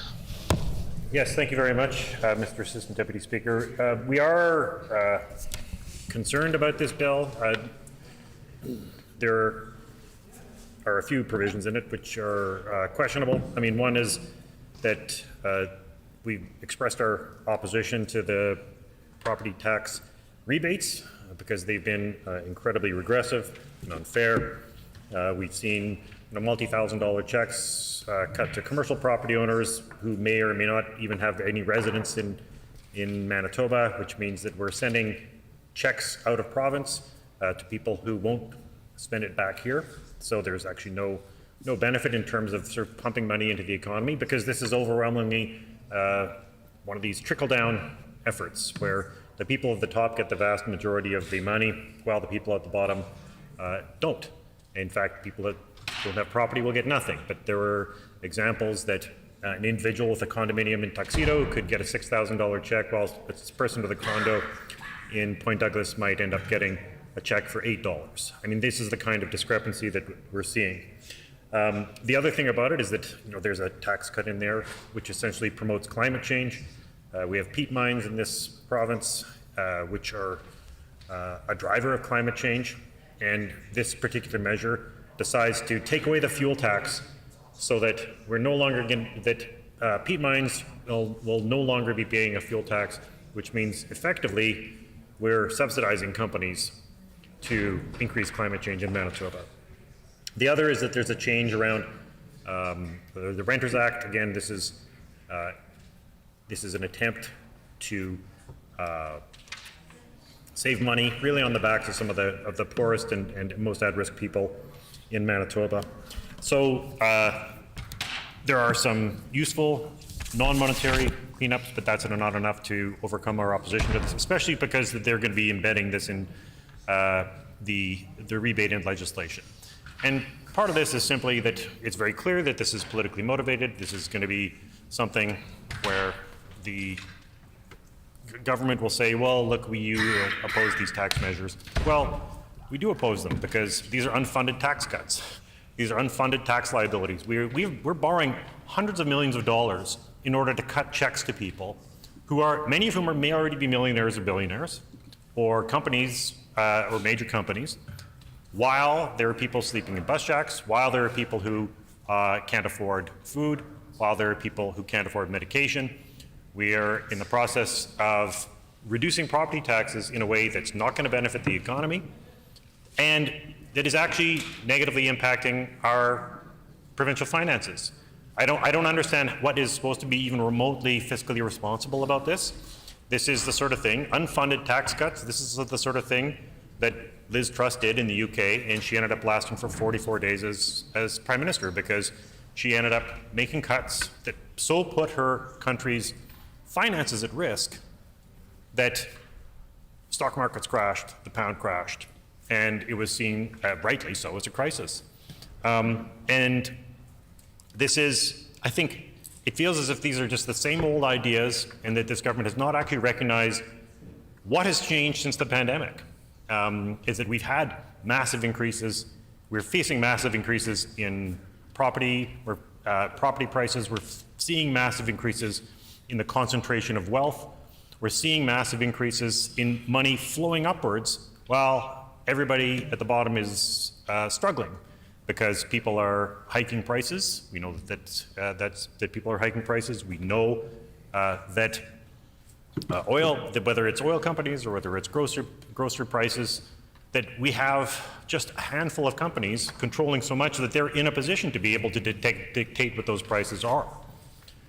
And I just want to repeat, I've said it as a number of times, I've said it in this House, but I expressed my concern about interest rates being hiked. I said in March that the prospect of the Bank of Canada increasing interest rates was likely to drive people into bankruptcy. In fact, that's the entire point of it. It's really unfortunate, but essentially the Bank of Canada seems to be determined to engineer a recession. I said this in March. I presented a paper about it at a conference in 2017. The fact is that, and it's been recognized by others, that in the current environment, when we are dealing with high prices, partly from a war in Ukraine, we've got inflation, we have instability, we have political instability, because we have investigations into the storming of capitals in both the US and in Canada. For the Bank of Canada to be taking this risk is really an incredible risk. And I just want to read a note from Edward Chancellor, who's an economic historian and journalist and was a senior member of the asset allocation team at the Boston investment firm GMO. He's just written a book which I think is extremely important. It was published on July 21st in an online magazine called The Market. When interviewed, he said, it will turn out to be largely impossible to normalize interest rates without collapsing the economy. Quote, by aggressively pursuing an inflation target of 2% and constantly living in horror of even the mildest form of deflation, they, central banks, not only gave us the ultra-low interest rates with their unintended consequences in terms of the everything bubble, they facilitated a misallocation of capital on epic proportions, and they created an over-financialization of the economy and a rise in indebtedness. Putting all this together, they created and abetted an environment of low productivity growth. I happened to come across this article because I follow a Canadian economist named William White. He's not well known. He's a former deputy governor of the Bank of Canada. He worked at the Bank of International Settlements, and he really should actually be one of the most famous economists in the world, because he's one of the few who predicted the 2008 global financial crisis, one where Canada had to bail out banks to a tune of $200 billion, that trillions of dollars had to be printed all around the world to prevent economies from collapsing. And Mr. White was an economist at the OECD as part of the Bank of International Settlements. And year after year, he sat at a table across from Alan Greenspan, the chair of the Federal Reserve, and warned him that what was happening with debt in the US was unsustainable, that they were headed for a crash. And after that crash, Alan Greenspan famously said that it turned out that reality didn't conform to his models of the world. But Mr. White has been warning for many years they were facing what would be considered a global insolvency crisis. He has written of central banks, quote, they have pursued the wrong policies over the past 3 decades, which have caused ever higher debt and greater instability in the financial system.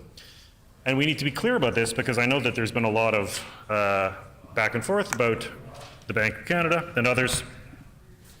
The Bank of Canada is independent. So the decisions it makes aren't guided by elected officials. In fact, elected officials are prohibited from doing that. Every couple of years, they're allowed to give the Bank of Canada some guidance.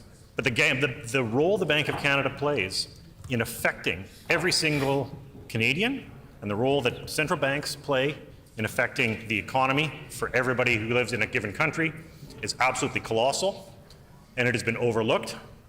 And unfortunately, they seem to be steering us towards a crisis. I wrote a letter to the Prime Minister and the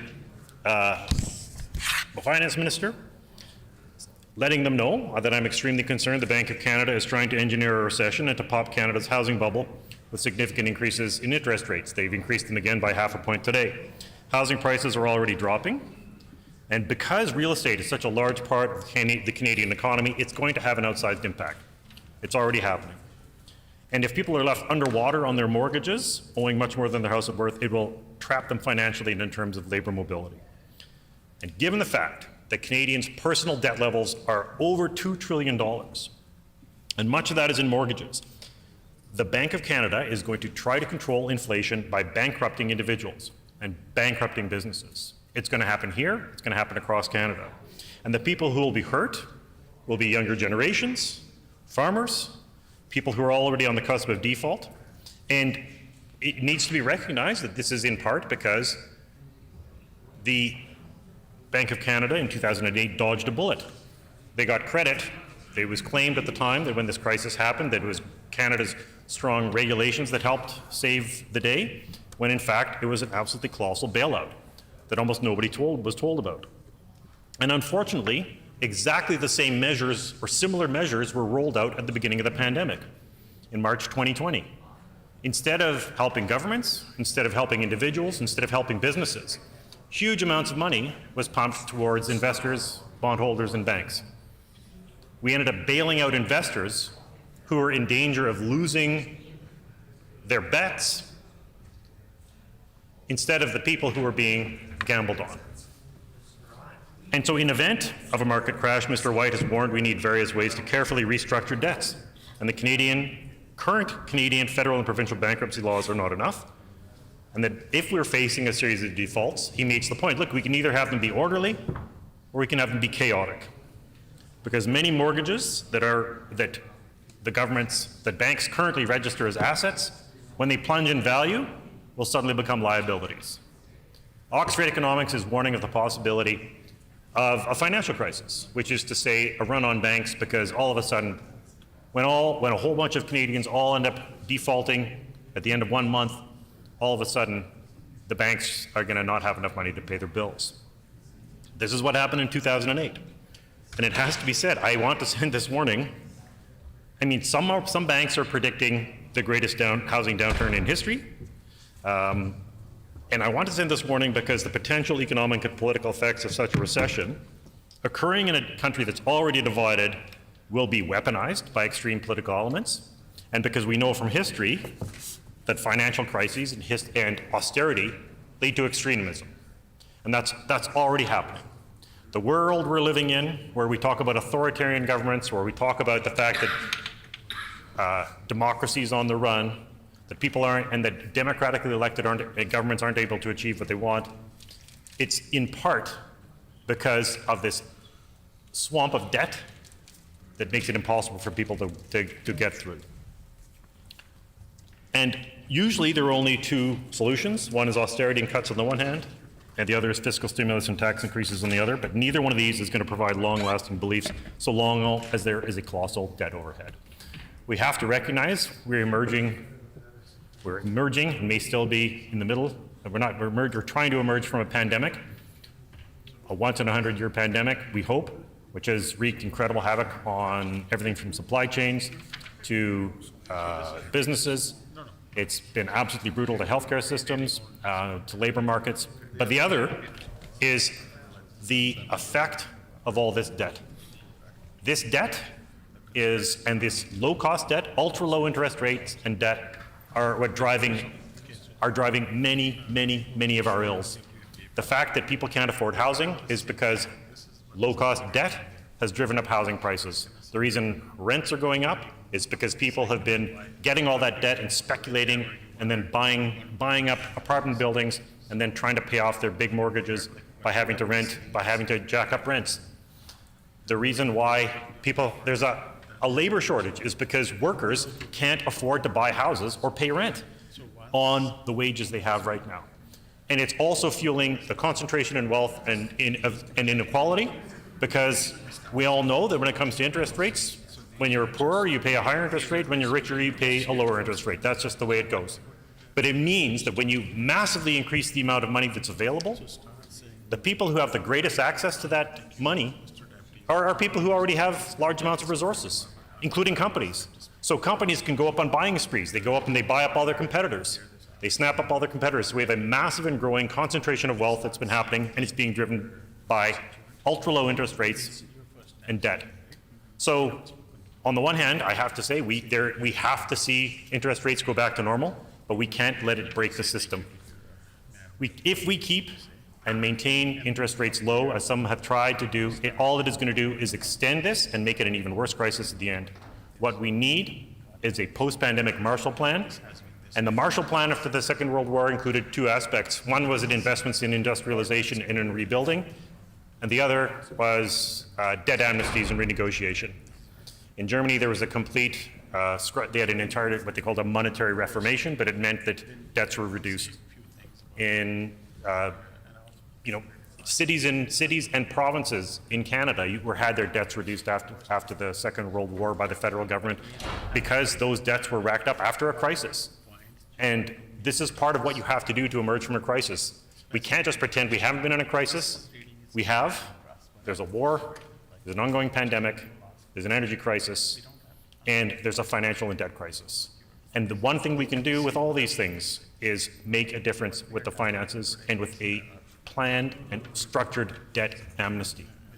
The alternative will be bankruptcies, unemployment, and more, which is deliberately being planned for. So we really have to think this is the way the economy works, is that this is the way the economy has worked for 30 years, where rather than having governments engage in fiscal policy, rather than having governments step in, the whole idea has been to just let central banks pull a lever up and down of interest rates. And the result has been that after every crash, it's as if you have, it's like a boa constrictor around a mouse, where every single time the mouse breathes out, it gets a little bit tighter. Every single time there's a crash, it gets a little tighter. And the other thing, there is enormous potential. This can be avoided. This crisis has to be avoided, because the alternative is really quite grim. So with those words, I just wanted to say that because I think it's very important. We're in a very risky time in terms of the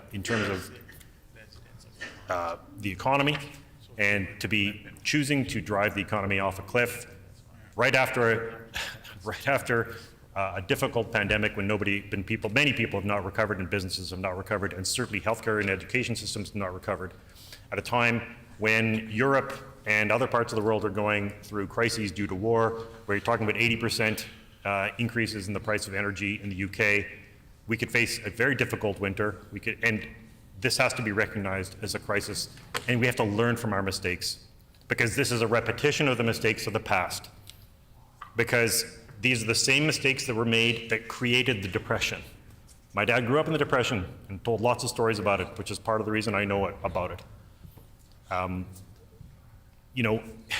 We have the opportunity, and I think the obligation, to avoid a colossal amount of human misery by actually being realistic about what has to be done. And taking measures that have been used in the past that worked, but we have to recognize the urgency of this moment. And that's it. Thank you very much. The member for Wolseley.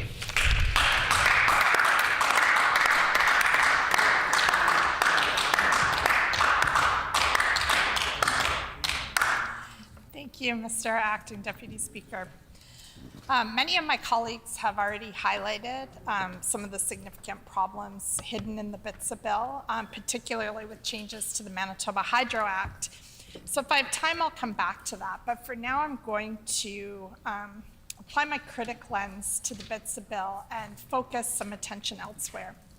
Bill 45, the Budget Implementation and Tax Statutes Amendment Act, makes a change to the fuel taxes. This exempts fuel from tax if the fuel is used on only off-road and peat harvesting operations. This change is actually an incentive for peat harvesting. This adds to the many incentives available through this government that support the fossil fuel industry and work against climate change.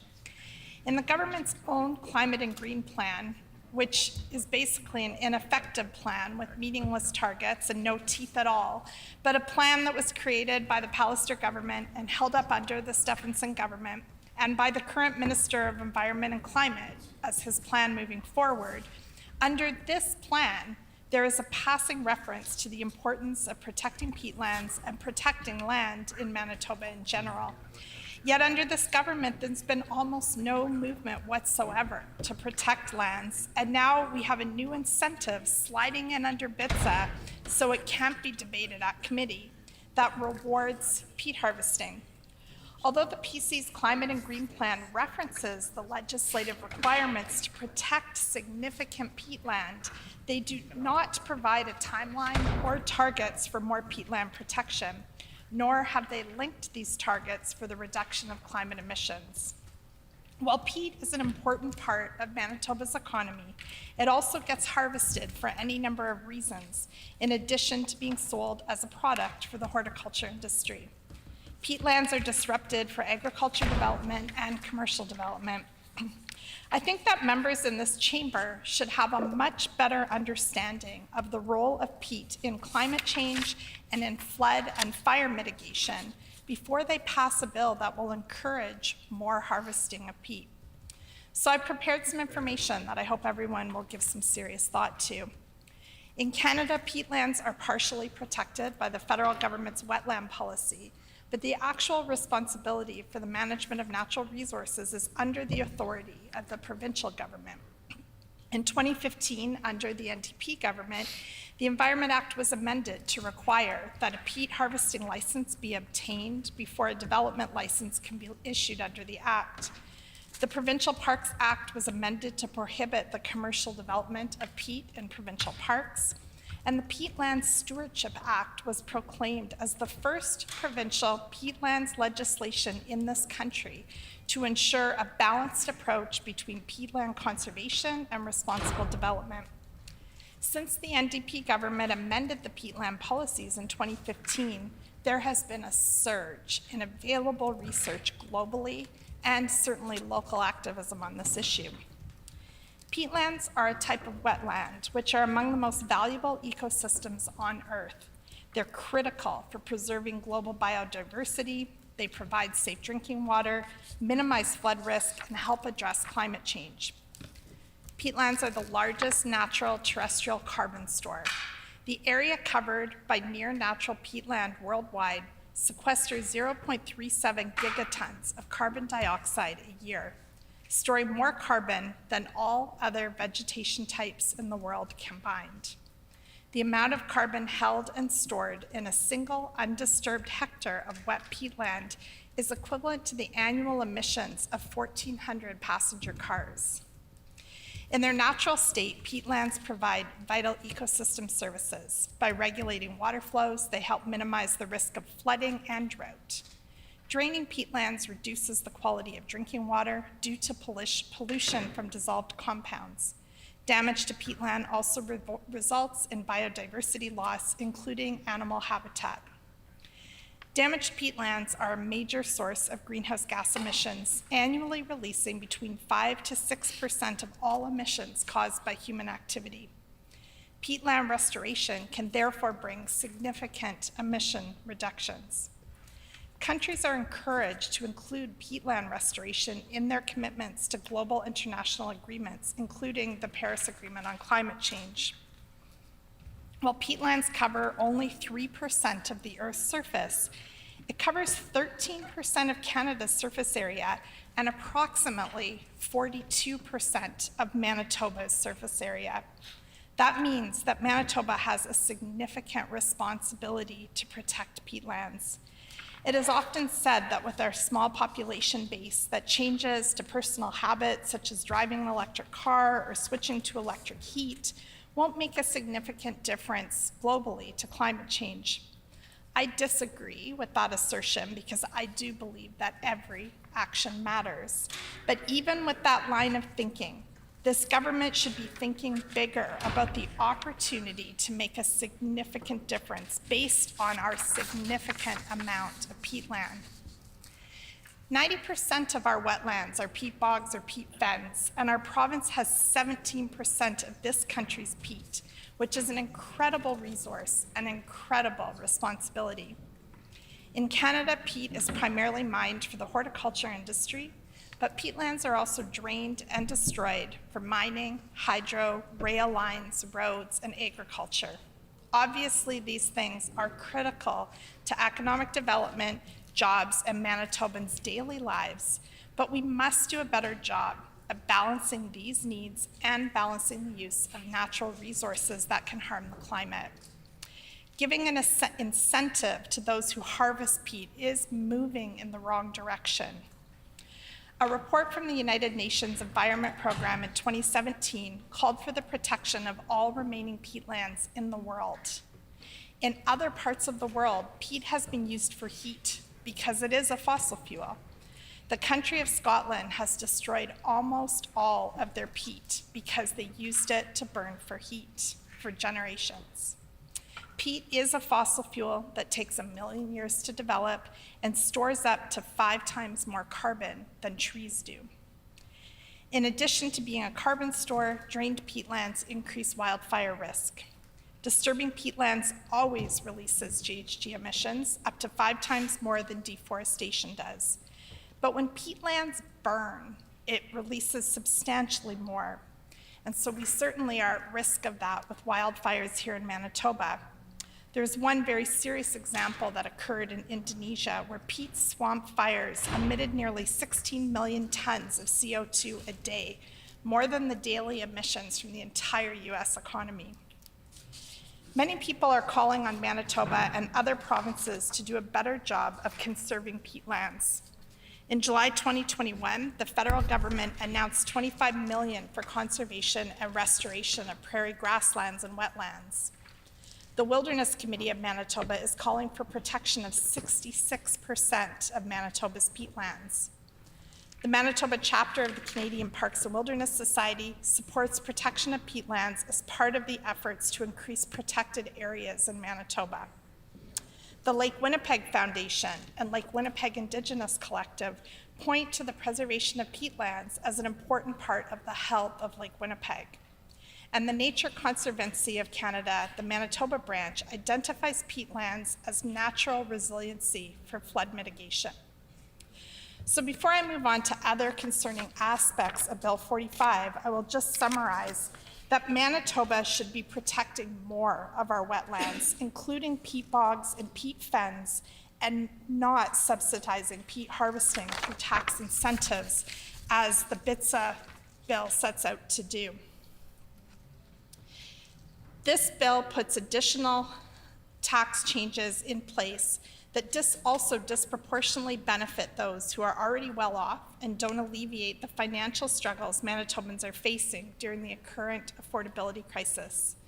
This bill gives out-of-province corporations and some of the wealthiest individuals permanent tax breaks by putting the education property tax rebate into law, tax breaks for the rich, as we know, rather than investing in education. Hurts Manitobans.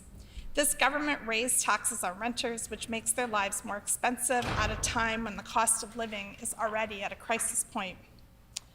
The provincial government is phasing out the education property tax in a way that disproportionately benefits the wealthiest Manitobans. By 2023 and in following years, it will be reduced to 50%. Commercial property owners are also receiving a 10% rebate. This means tax breaks for large out-of-province corporations and some of the wealthiest individuals in the world. At a time when Manitobans are struggling with affordability, the government is choosing to give tax rebates to wealthy out-of-province corporations. This is unacceptable and shows that they are not prioritizing the needs of Manitobans. The government has claimed that the rollback on this rebate and the plans to redistribute the money elsewhere will be cost neutral, but they haven't provided the numbers, so we won't know if this is true for several years. This is an issue of transparency. The government is not being upfront with Manitobans about whether this plan will cost them even more. BITSA also allows the minister to extend the Efficiency Manitoba Efficiency Plan by 1 year. There's no restriction on how many times an efficiency plan can be extended either, meaning that a 1-year plan, in theory, could be extended forever. Last year, the PC government tried to give itself power to regulate other methods of obtaining public input on Efficiency Manitoba plans, and this effectively strips the pub of approval authority on these plans and gives that power over to the minister. Independent assessment reports of the plan's outcomes will also no longer be given to the pub. Efficiency Manitoba has not been free from interference from the PC government. In 2019, the former minister delayed the submission of Efficiency Manitoba's 3-year strategic plan by a month, and by doing so, they undermined the oversight role of the pub in the process and broke their own law. Section 12 of the Efficiency Manitoba Act says that the minister can only approve Efficiency Manitoba's plan after the pub has reviewed and made its own recommendations. The minister had the plan on his desk before it went to the pub. The former minister undermined the independent role of the Public Utilities Board by passing a regulation that ended the furnace replacement program, a program ordered by the pub. This program helped everyday Manitobans reduce their natural gas consumption and save on their energy bills. This government cut advertising costs for efficiency programs after transferring them to Efficiency Manitoba, limiting Manitobans' ability to take part, to even know about these opportunities for energy conservation. According to the Manitoba Hydro spokesperson Bruce Owen, quote, many of our programs, in particular residential and low income, see less participation when we do not advertise or have a promotional campaign.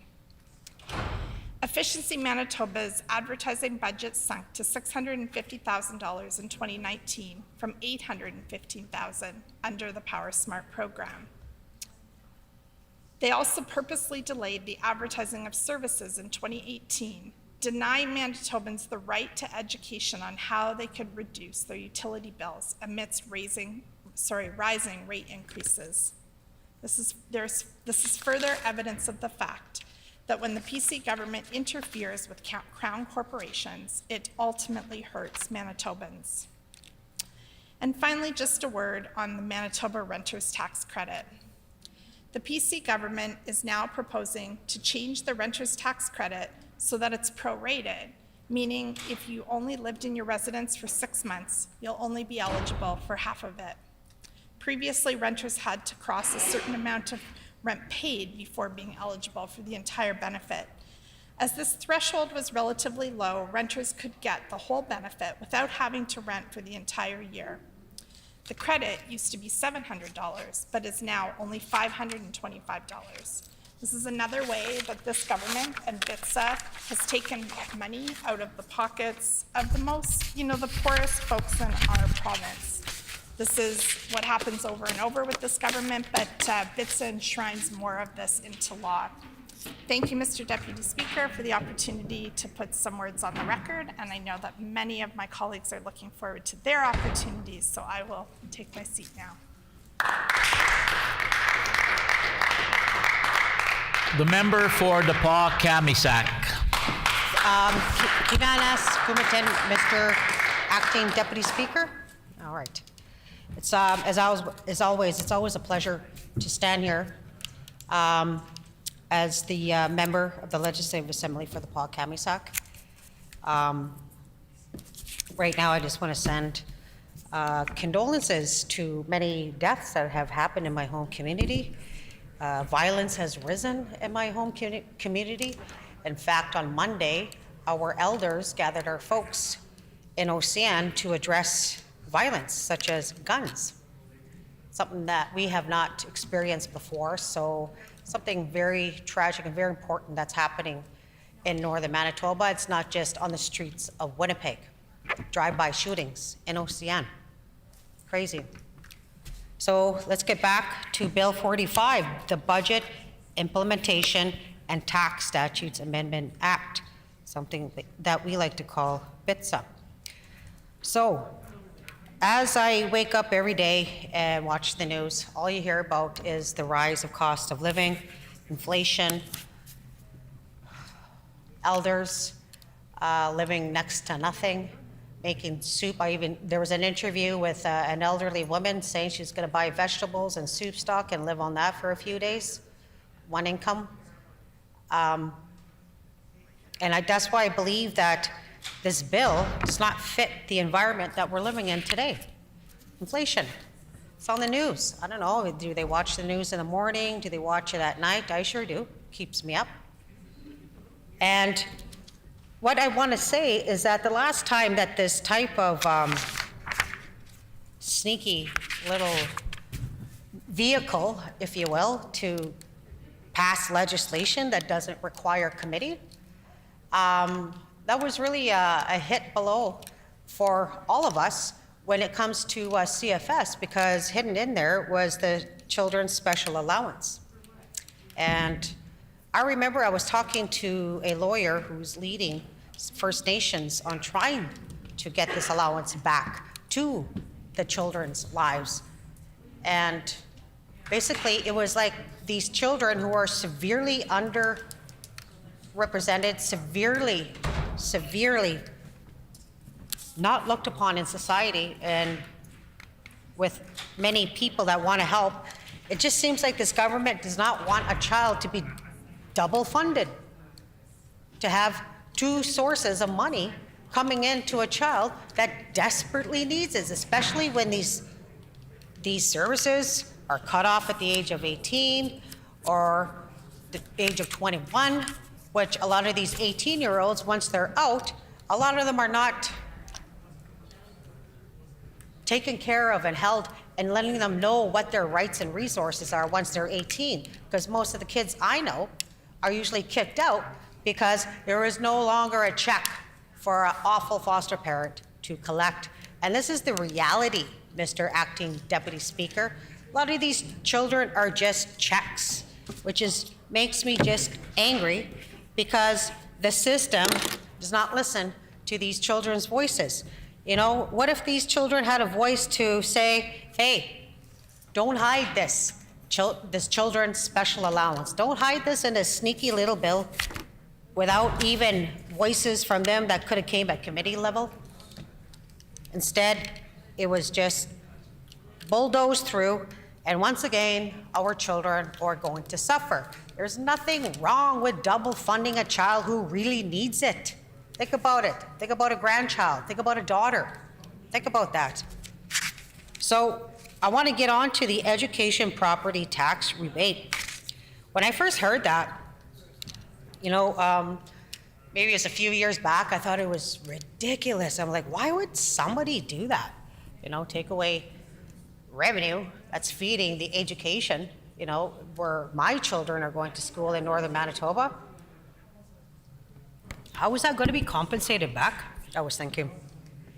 Instead, these checks are thrown at people where I live, and I just find like it's like a desperate attempt to say, hey, we're good, we're going to throw money in your face for this year only, and the rest of your children's education career, it's your problem to think about.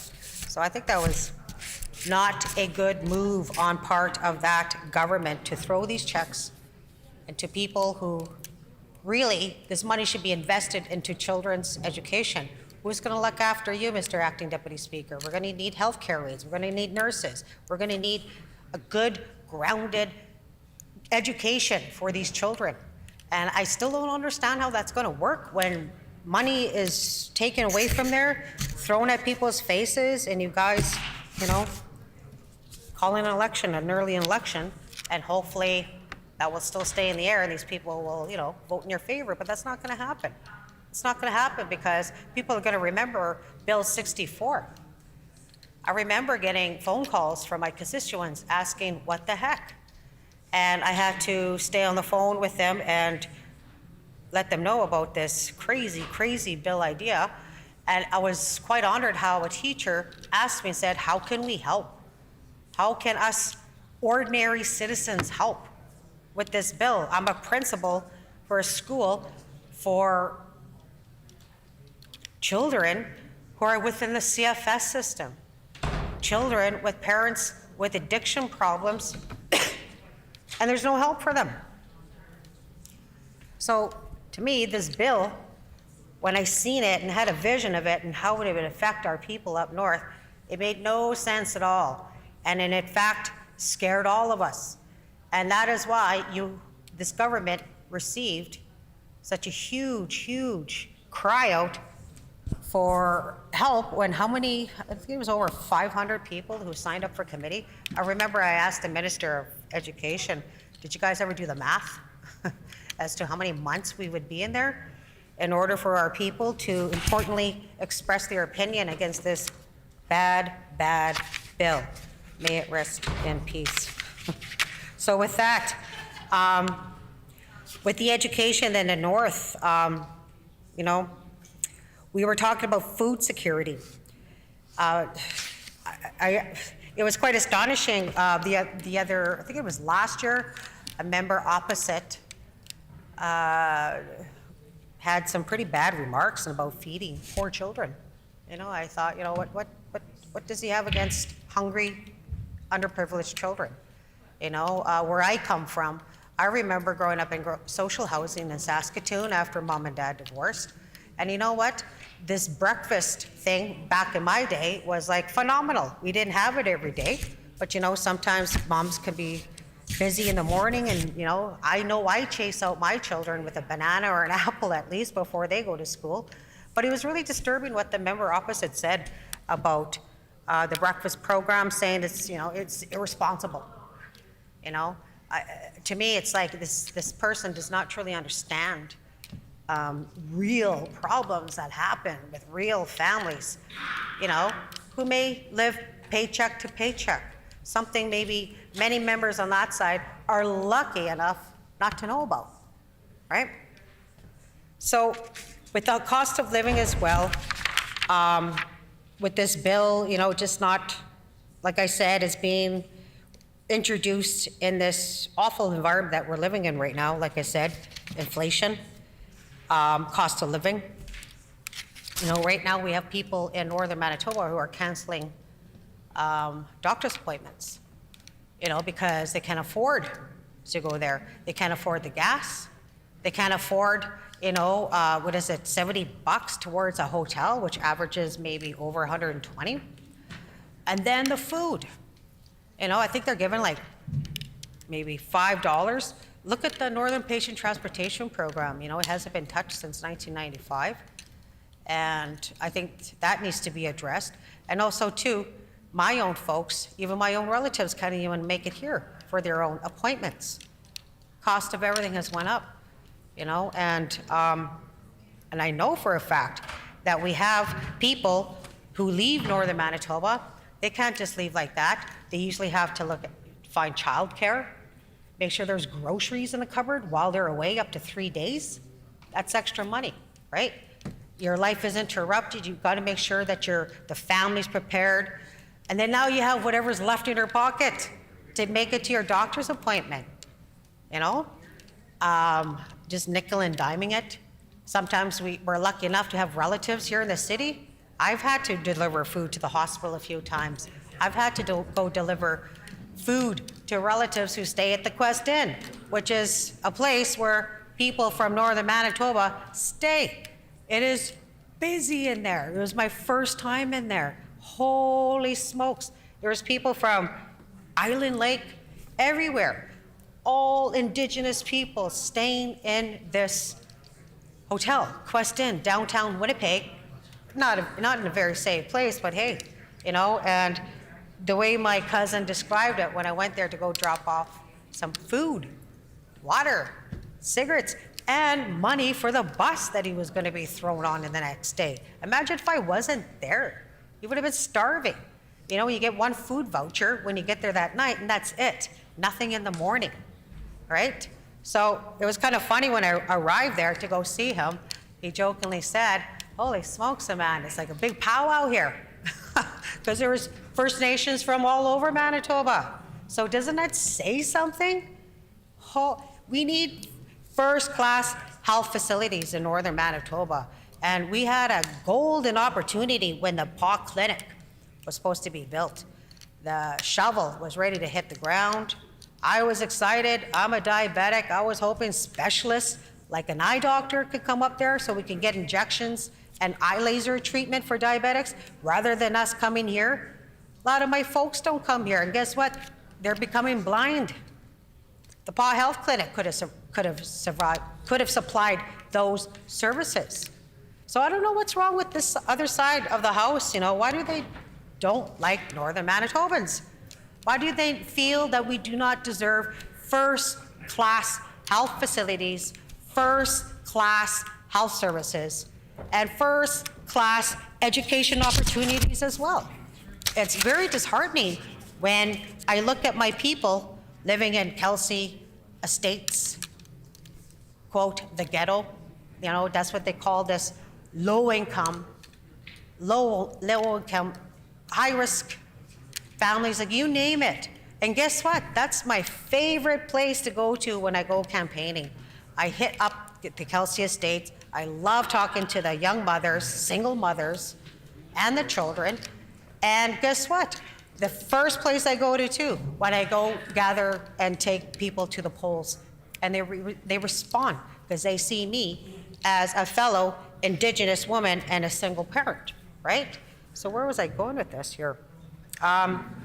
Children, yes, yeah, okay. Children, yes. Healthcare. All right. Okay, now I know. Okay, Efficiency Manitoba.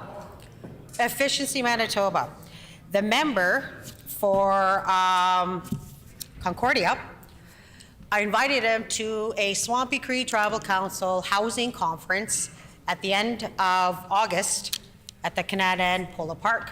And since we're talking infrastructure, that'd be an opportunity to show off my colleague, the member for Concordia, to all my northern brothers and sisters from Swampy Cree Tribal Councils. So we were talking about Efficiency Manitoba in there, and I was, we were all the housing directors were there listening, counselors, band counselors with housing being their portfolio. And so, of course, we all know about the even more worse housing situation on reserves. We all gather there to collaborate and learn more about solutions, coming up with solutions or collaborating with other companies. So while I was there, I learned about Efficiency Manitoba and how they're selling, like do this and do that, and basically the environment at the end of the day was the concern. So while I was reading this, like they said here, BITSA will allow the minister to extend the Efficiency in Manitoba plan by 1 year. So our concern is that there is no restriction on how many times an efficiency plan can be extended, either meaning that a 1 year plan could, in theory, be extended forever. So I'm kind of confused there, when this program is being pushed and sold and marketed, and yet it's going to be extended and extended. The credibility, will probably start being lost if that's going to continue, especially when this program is being promoted and marketed to First Nations housing directors who desperately need such ideas, to help collaborate and solve the severe housing crisis on reserve. And in terms of cost of living, I have many constituents who call me in regards to the Manitoba housing situation in the PAW. There's many boarded up houses. And I remember I asked the Minister of Families, to, how many housing units are there in total? How many are there that need to be fixed up? How many should be just bulldozed down because they've been boarded up for 10 years? I don't understand why these houses are still boarded up when we have many, many families who are living with another family in order to have a house over their head. You know, how do you expect a mother whose children was taken away? You got to find housing. Yeah, right. You may as well say goodbye to your children. There's no housing here in Manitoba, not even an apartment to rent that's affordable to this parent who's being told by a social worker acting like God, you can't get your children back because we took your children away and you lost your spot in Manitoba housing. Aw. All right, good luck trying to get them back and another spot in Manitoba housing again. Where's the justice in that? That's currently happening right now. Right now. Something happened, you know, instead of taking the bad person out of that house, they made the mom and her 7 children lose her house at Kelsey Estates, and all the kids are on Cross Lake now. And mom's alone, living couch to couch in the paw. What's wrong with that? They don't understand that. Absolutely. They do not understand what poverty is. They don't understand what the rage is when children are taken away. They do not understand and will not ever understand that. That is why all I get is a little smirk from the Minister of Family before, and yet I thought she was cool and wanted to work. Instead, I'm just getting this smile. I'm out. I don't have to worry about this anymore. What kind of minister is that? We deserve more than that, than some smirk at committee when I'm asking questions, important questions, about children in care, about foster parents, about families who can't even get their children back. And then you get rid of the children's special allowance sneakily in this BITSA bill? Shame. Shame on this government. So that's where I want to leave before I start using language that I'm commonly known for. I just want to say it's a privilege here to stand here with my colleagues to speak towards very important bills like this. And I hope everyone in this room consider themselves very, very lucky when they come up the stairs to the Manitoba Legislative Assembly. Even folks that have been here forever. You know, I hope they don't forget the privilege and the honor to walk up those steps, to come into this room, sit in this chair with their name on it. Don't ever forget why you ran in the first place. I know why I ran, to help people, not to sit on a soapbox and hear my own voice. And I was taught good values by my late father, Oscar Laughlin. He told me, you be humble as hell. And that's, and a sense of humor. And most of all is to take care of people, to help people. So with that, I want to end with that, and I want to wish everyone the best. It's a very, very hard job. I know I've sacrificed half my family. And just take care of each other. And be there for each other when things get dark, when we're here too much and we're away from our families. Kinanas kumitin, agasa.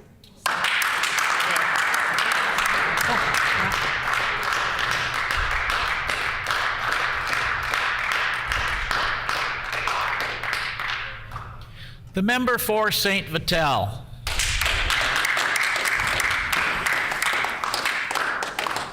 Thank you very much, Mr. Acting Deputy Speaker. I'm pleased to be putting some words on the record in respect of Bill number 45, the Budget Implementation Act.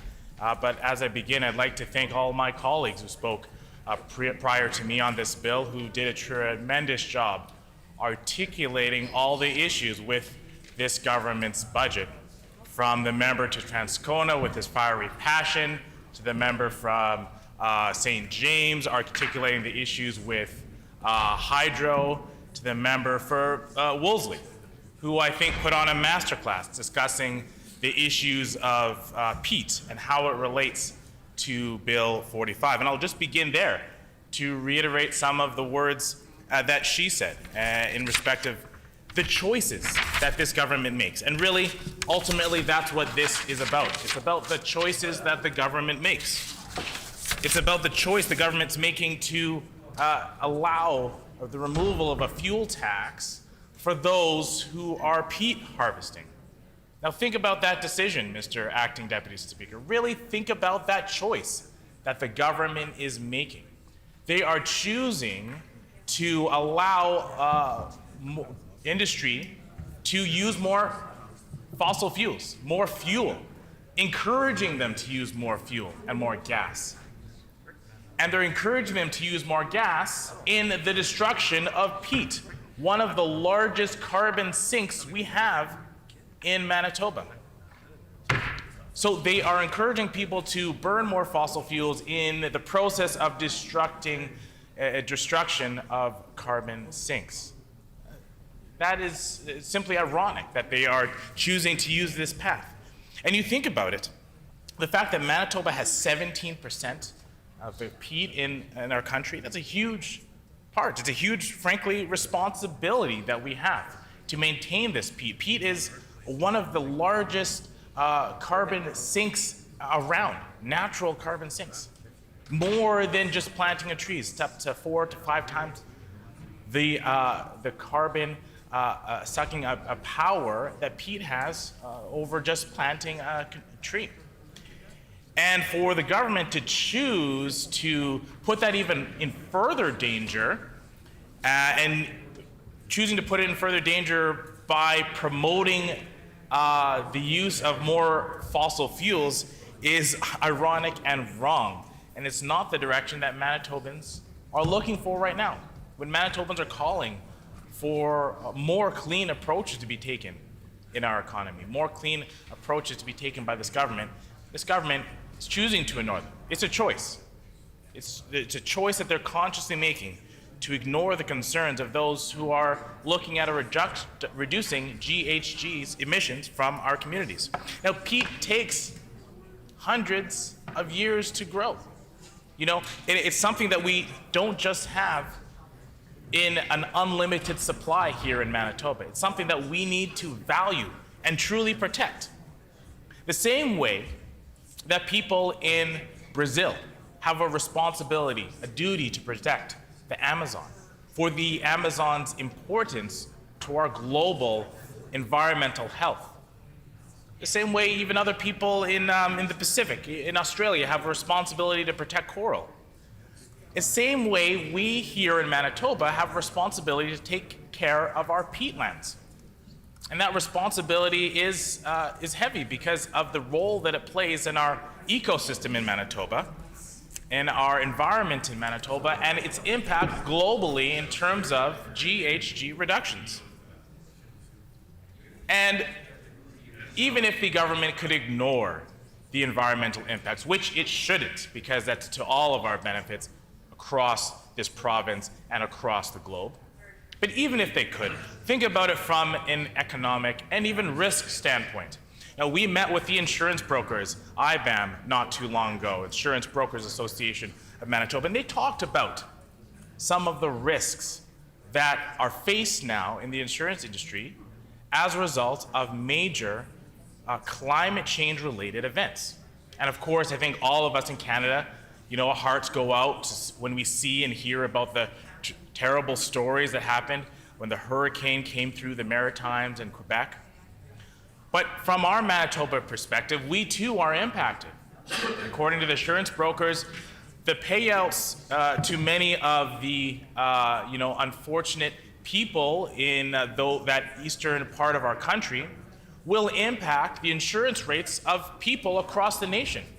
There will be a small impact to the insurance rates of us right here in Manitoba as a result of that event, which I think it's quite clear is related to climate change. And so too, when we're concerned about those type of costs that Manitobans are facing, that we face as a province, we also should look at other natural events, specifically ones that are faced here at home. And I'm talking about forest fires. And we know that forest fires, the more and more we see forest fires, especially over the last decade when we've seen an increased number of them, an increased scale of them in Manitoba, we need to have more protections and more preventions to ensure that Manitobans, their lives and their property is protected. And one of the natural ways that we can mitigate and prevent forest fires is by protecting and ensuring the healthy survival of some of our peatlands and wetlands. They act as natural fire prevention areas. There's a huge correlation between when we reduce and get rid of our wetlands, our marshes, our peatlands, and the severity and the number of forest fires that we have here. You know, there's communities from all across the province that have been displaced, that have had their homes and their lives drastically changed as a result of forest fires. And what is this government choosing to do? They are choosing to make their lives more risky because of this decision, because of their removal and their incentive to remove peatlands. They're in fact making the risk of fires in our communities and across the province more likely. And it's a disturbing choice that this government is making, because it's clearly, from an economic, from a human perspective, a choice that is the wrong one, not the one that Manitobans want to have right now. That's very clear. And so it's so discouraging, disheartening, disappointing to see this government choose to go down this path. Yes, indeed. And not only with our environmental conservation when it comes to peat or wetlands, and the fact that the government in this bill is encouraging people to burn fossil fuels to do that. But in fact, when you look at the GHG reduction strategy that this government has, or in fact that this government doesn't have, the fact that they're delaying by a year the Efficiency Manitoba plan, the fact that they consider reducing Manitobans' carbon footprint so little importance placed on the GHG reduction by Manitobans, that they just say, it's okay, we'll just toss our plan down the road for another year. It's not something that's high on our radar. It's a choice that, frankly, is not important to us. So we don't really care about how we impact climate change. Let's just kick the can down the road a bit. That's what they're choosing to do with this budget and with this Bill 45. They're choosing to kick that can down the road. Well, climate change doesn't wait for anyone. It can't just stop and say, oh, pause. The PC government doesn't want to talk about climate change, so we're not going to have an impact for you. It doesn't work that way. We've got to act now. We've got to act now. We've got to do our part to reduce emissions. And that doesn't happen when Efficiency Manitoba underspends their budget year in and year out. It doesn't happen when they can't tell and help Manitobans reduce their emissions. It doesn't happen when they underspend and they kick their plan down the road. We need to get serious about this. This government has failed to do that. They've chosen not to have that as an important issue. And quite frankly, it's something that Manitobans are looking at and saying, you know what? This government doesn't represent my values.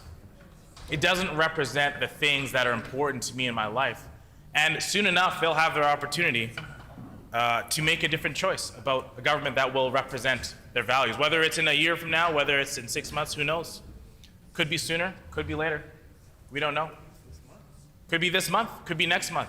According to the Premier, it will happen at some point in the future. And we look forward to that day. We look forward to that day. We look forward to that day. But again, Mr. Deputy Speaker, we now know that this government is choosing to make these decisions and making the lives of Manitobans more difficult. It seems unrealistic to say, but it's true. They're choosing to make the lives of Manitobans more difficult and less affordable. When you look at the fact that hydro rates are rising, not just because the PUB sees that it's, from their independent perspective, that it's a reasonable increase, but because at the legislative table, at the cabinet table, they think Manitobans ought to pay more. It's a strange time we live in, where the Premier, the Minister of Finance, can say, oh, you know what, I think hydro rates are going to go up by this amount this year, and that will be that for Manitobans. But now, they propose in Bill 45 a pass-through system for the federal government funds, instead of going directly to hydro, for the provincial government to come right in the middle and say, you know what, federal government, why don't you hand the money to us? We'll hold on to it, and you know, we promise we'll give it all to hydro. But here's the thing. They could just give it directly to Manitoba Hydro themselves. Why does the provincial government have to get their hands in the way? We know the line from Birtle to Saskatchewan was built with federal funds. So why on earth does the provincial government have to get its hands in the middle there? Unless they have a plan, which they're not being transparent about, which they're not telling Manitobans about, to take some of that money before it goes to Manitoba Hydro. Right? And that's obviously the plan. And not only is it the plan, the fact, we know this because the minister has failed to tell us otherwise. When asked directly in question period, the minister had opportunities to say that clearly the money, he would guarantee that the money would go directly to hydro, but the minister chose not to do that on multiple occasions. It's clear that they want to take some of that federal money to line their own pocketbooks of the provincial treasury, instead of sending that money directly to hydro where it ought to go. And what impact does it have on Manitobans, Mr. Deputy Speaker? Well, it means that as par for the course with this PC government, we would expect to see further increases to hydro rates.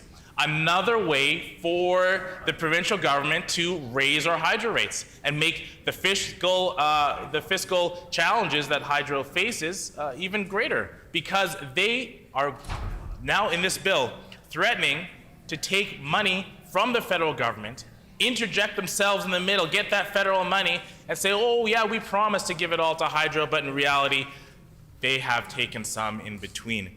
And hydro ratepayers, all of us in Manitoba here, are the ones who are going to be losing because of this choice that the government is making. And again, when it comes to affordability, Mr. Deputy Speaker, we can't look much further than the huge inflation rates that we've been seeing. And this is something that Manitobans are very concerned about. The cost of living has risen, and you know, we see that these challenges present themselves most severely with the lowest income Manitobans. And so it should be our responsibility to help those who need the most help Manitobans who are the most vulnerable. And has this government chosen to take initiatives to help those Manitobans? No, Mr. Deputy Speaker, they've chosen plans which will help the wealthiest Manitobans. In fact, they've chosen plans which won't help Manitobans at all. They're sending hundreds of thousands of dollars out of province, even millions of dollars out of province, to property owners who don't even live in Manitoba, who aren't going to add to any economic development in Manitoba at all, aren't really adding to our tax base. They're sending millions of dollars out of province.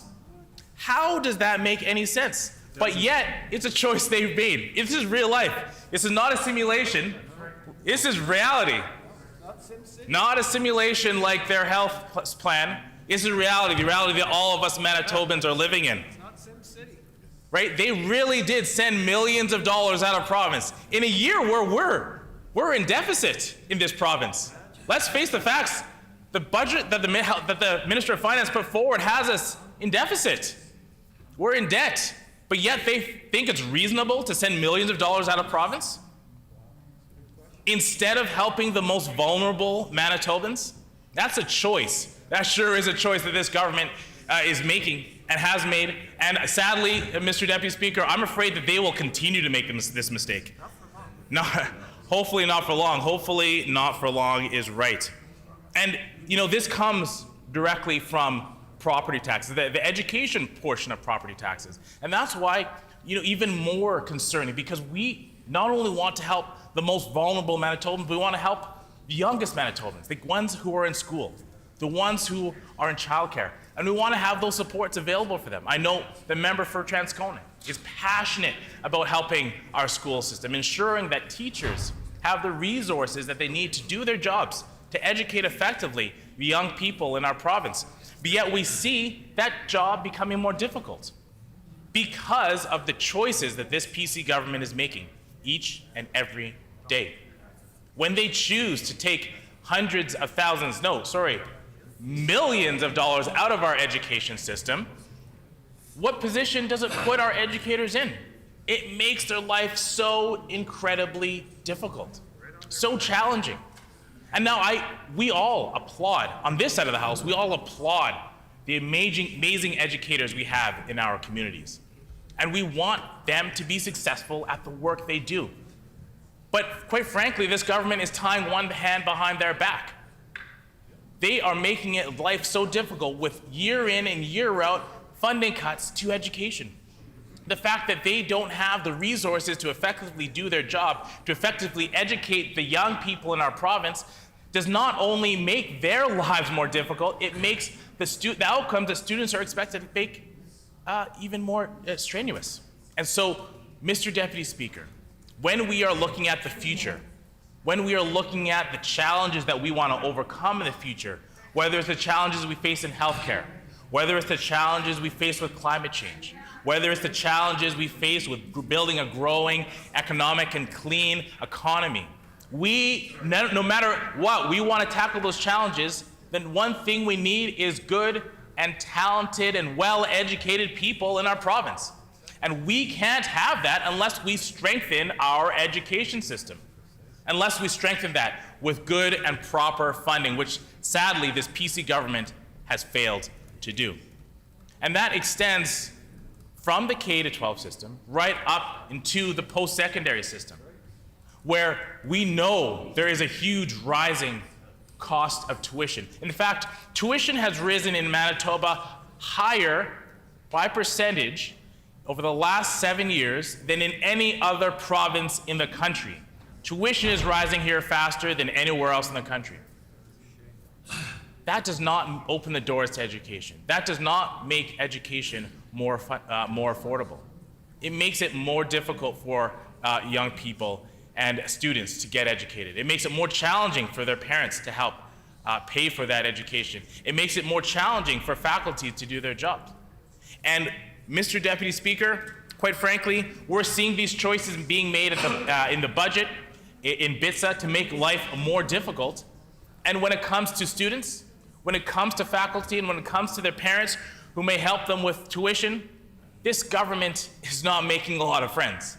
Not only has tuition increased, not only has it gotten less accessible, not only have they removed healthcare for international students, now they're proposing a performance-based formula for funding that would only make all of those issues worse by putting artificial metrics on a system that didn't need them and didn't ask for them in the first place. This government seems to find an issue and create a problem and not solve a problem. And now, Mr. Deputy Speaker, I think we need to move to the elephant in the room, the issue that we have all heard about more than anything else, and that is our healthcare system. It's quite frankly the biggest issue that we have right now in Manitoba, dealing with our crumbling healthcare system due to the cuts made by this PC government. You know, there's a laundry list of cuts, so long, I could take the full 30 minutes to go through them all. Now, I have a mere 10 minutes left, Mr. Deputy Speaker, and so I will restrict and limit my comments to simply a few points when it comes to healthcare. Now, the first thing I need to address is the closure of some of our major emergency rooms that we had. Concordia, Seven Oaks, these are critical community emergency healthcare services that thousands of Winnipeggers, tens of thousands of Manitobans relied on. People from the north of the city, Selkirk region, people from the east of Winnipeg came to these local emergency rooms to get the critical emergency health care that they needed. And not only those people in the surrounding areas are affected, in the Elmwood, in the Concordia areas, in the Transcona areas, were affected, North Kildonan, East Kildonan areas were affected by the closure, but people from the surrounding areas outside the city. This has a huge impact. And now those people not only have to leave their home community and travel further to St. Boniface or to Health Science Center, but they are now faced with even longer wait times in those emergency rooms because this government failed to plan for that change. They failed to make that plan. And as a result, Manitobans are the ones who have to pay for it. They have to pay for it in their time. They have to pay for it in worse health care. They have to pay for it by suffering through longer and longer surgical wait times. And same thing with the closure of Concordia, we saw with the closure of Seven Oaks. People in that Maples area and Burroughs, in West St. Paul are all affected by that closure. Those people. Let's talk about cancer care. Outpatient closed. Let's talk about all of these issues that have been greatly affected. And today, yesterday and today we heard government talk about making simulations and simulated ways to help training health professionals. And as I said earlier, we can't live in simulations. We live in the NDP, we live in reality with the rest of Manitobans. Right. We live in reality and we see the real cracks in our healthcare system. We listen to the doctors who highlight those issues, and we are committed to making concrete steps to fixing those issues, unlike the PC government that has consistently, time in and time again, made the healthcare system worse. And it's obvious. It's obvious. We're seeing it every day. We see it at the Grace Hospital too, where they have less nurses working there because of the decisions of this PC government. We see it again when hospital workers and doctors speak out from Health Science Center. We see it time and again with the long wait times at St. Boniface emergency room. And yet, I haven't even mentioned the fact that there are tens of thousands of people waiting on surgical wait lists. Nearly a year, or almost a year, we've been promised a dashboard to give Manitobans an informed information and decision-making process about how long they're going to be waiting for a surgery. But where is it? When was it supposed to come? Was it supposed to come in the spring? Oh, I think it was the spring, but I can't remember. They changed it. Was it the summer? Oh no, they changed it again. It didn't come in the summer. Is it coming in the fall? Well, it's the fall now. Where is it? Where is the dashboard for the surgical wait times? Where is it? Do we have to wait winter? Do we have to wait till next spring? Or is the government not at all even trying to be serious about fixing our healthcare system? That's really what it seems like, that they have no plan to fix our healthcare system, that they're incapable of fixing our healthcare system, and it seems like now that they've stopped trying to fix our healthcare system. It's a shame, and I think Manitobans are ready for a different approach.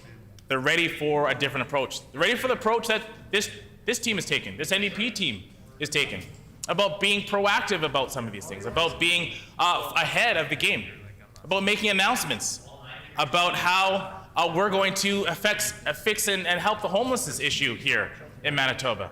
And this team is not only passionate about these issues, they've got real plans to fix these issues, and we've got the energy to fix these issues. We've got ministers over here, Mr. Deputy Speaker, and let me be clear about this. We're here on a day wearing pink ribbons in this House to bring awareness to Breast Cancer Month. We've got a minister speak on that today, on breast cancer awareness. However, we also have another minister who is bringing forward a bill to promote carcinogens. Bill 22 is going to allow more carcinogens in our community, and yet we're here talking about Breast Cancer Awareness Month. What kind of government is doing this? A government that isn't obviously working for the people of Manitoba. This is terrible, that this government can be on one hand saying, oh yeah, we want to make sure that people are aware of Breast Cancer Awareness Month, but yet are promoting the use of more carcinogens in our province. This is absolutely terrible. And this is no way to treat the people of Manitoba. Manitobans are looking for better.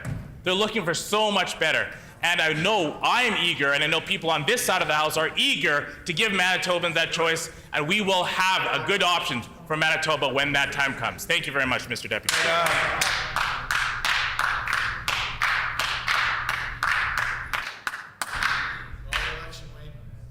The honourable member for the Maples. Thank you, Mr. Deputy Speaker. It's my honor to rise in the House today to put a few comments on Bill 45, the Budget Implementation and Tax Statutes Amendment Act 2022. Mr. Deputy Speaker, in the past, this government has taken advantage of the legislation process by hiding outrageous changes in RITSA. They infamously tried to hike Manitoba hydro rate by 2.9%. Unlike other bill, BITSA does not go to committee. The PC government used this to their advantage and tried to sneak through hydro rate increase without input from Manitobans. We are concerned by the tax changes this bill put into places, as they will disproportionately benefit those who are already well off and don't have elevate the financial struggle Manitobans are facing during the current affordability crisis. This bill will give out-of-province corporations and some of the wealthiest individuals permanent tax break by putting the education property tax rebate into law. Tax breaks for the rich rather than investing in education will hurt Manitobans. This government raised tax on renters, which makes their lives more expensive at the time when the cost of living is already at crisis point. Mr. Deputy Speaker, I do like to, I'm sure there's so many members from this side of the House have put on the record regarding issues, Manitoba Hydro and other issues, but I do like to bring it back to Manitoba Public Insurance too. This bill is changing the process of dealing with MPI's insurance reserve. MPI has to hold back reserves every year to ensure they are able to pay off claims. In years where there are few payouts, the government is able to give Manitoba MPI rebates on their insurance costs.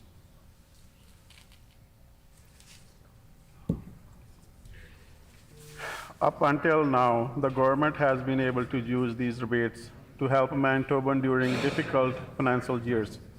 For example, during recession or during COVID-19 pandemic. Under this new bill, what was previously governed by the regulation will now be permanent in legislation, meaning that legislation would need to be changed, which is a lengthy process, instead of government having the discretion to issue tax rebate to elevate financial stress in difficult years.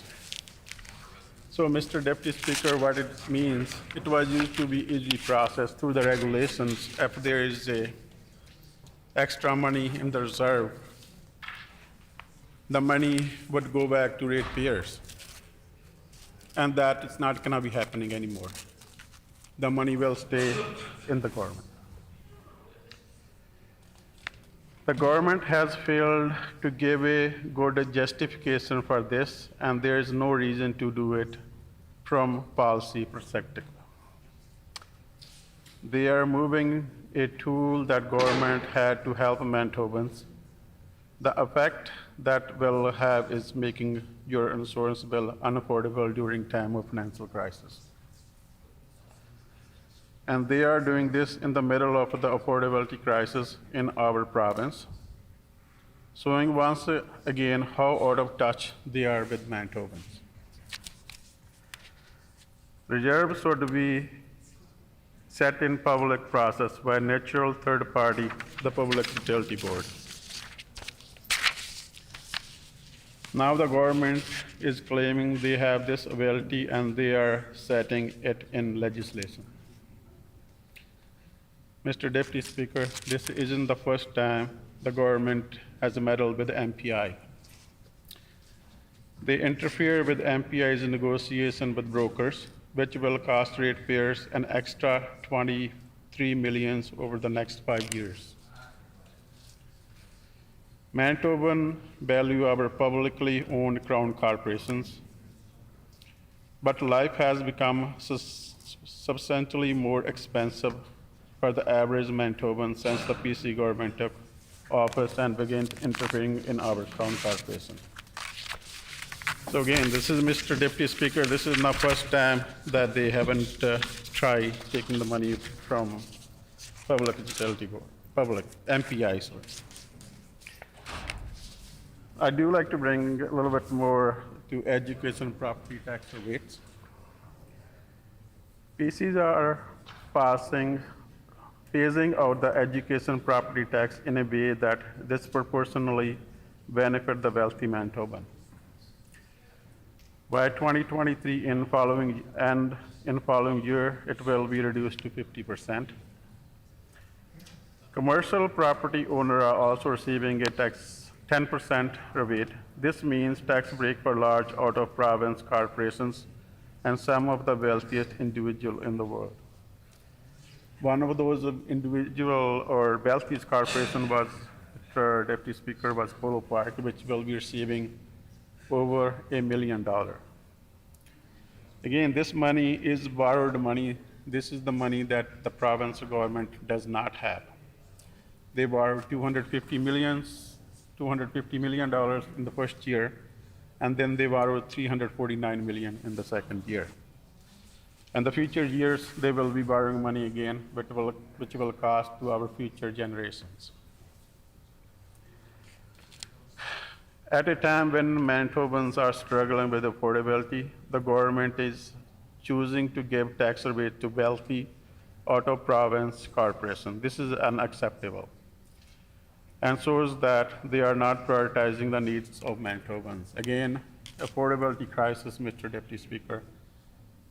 And people need money now, and with affordability, recently announced affordability package, there are people calling the office and trying to find out if there's a two individual and they don't have any kids, and if their income is even under $100,000, there's nothing for them in that affordability package.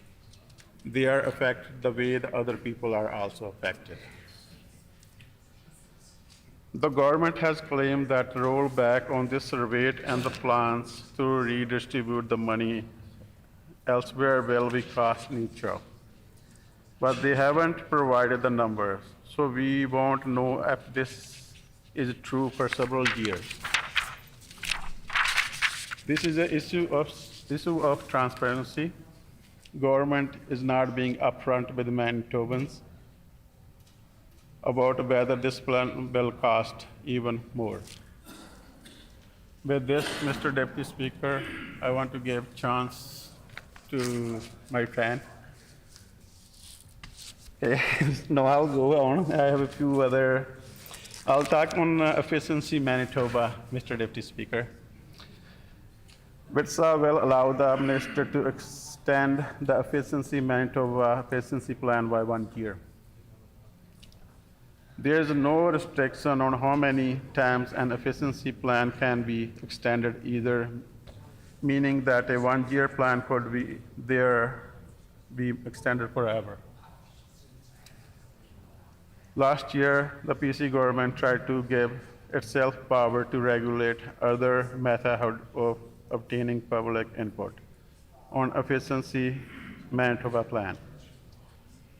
This effectively stripped the pub of approval authority on these plans and gave that power to the minister. Independent assessment report of the plan's outcome would also no longer be given to pub. Efficiency Manitoba has not been free from interference from the PC government.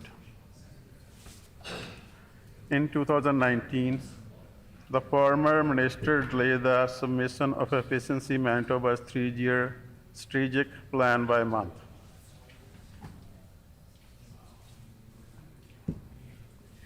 By doing so, they undermine the oversight role of the pub in the process and broke their own law.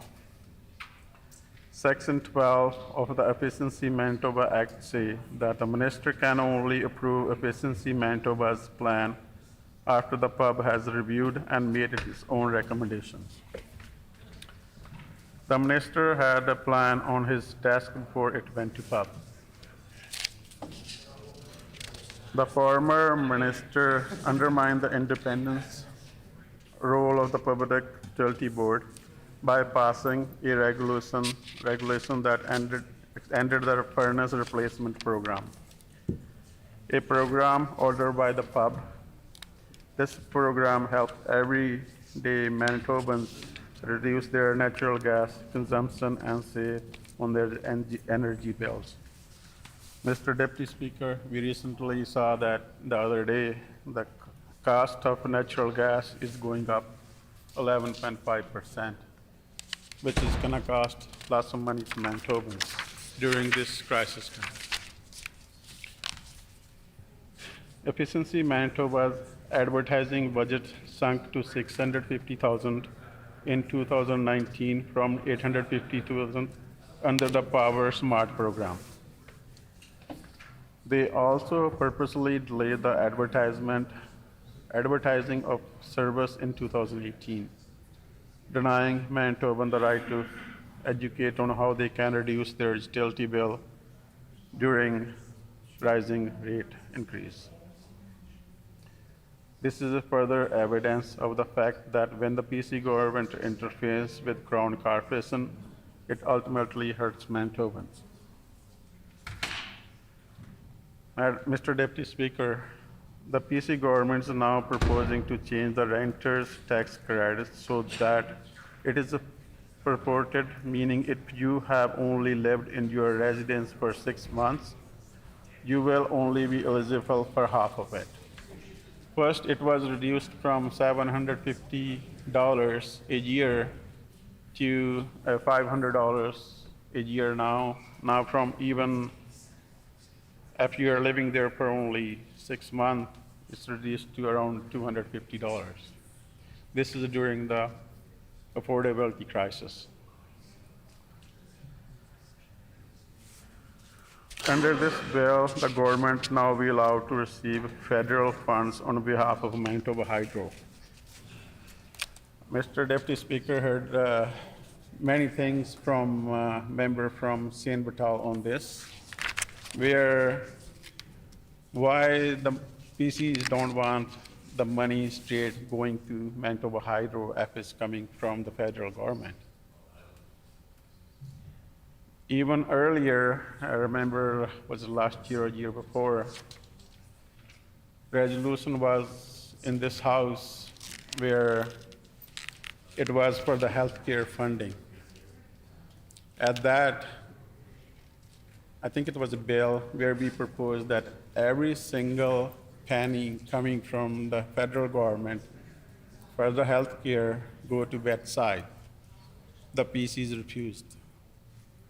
So this is exactly the same thing they are doing now. They have a sneaky way of maybe keeping some of the money instead of all the money is going to Manitoba Hydro. Ultimately, Manitoba Hydro can be used beneficially, very beneficially for Manitobans.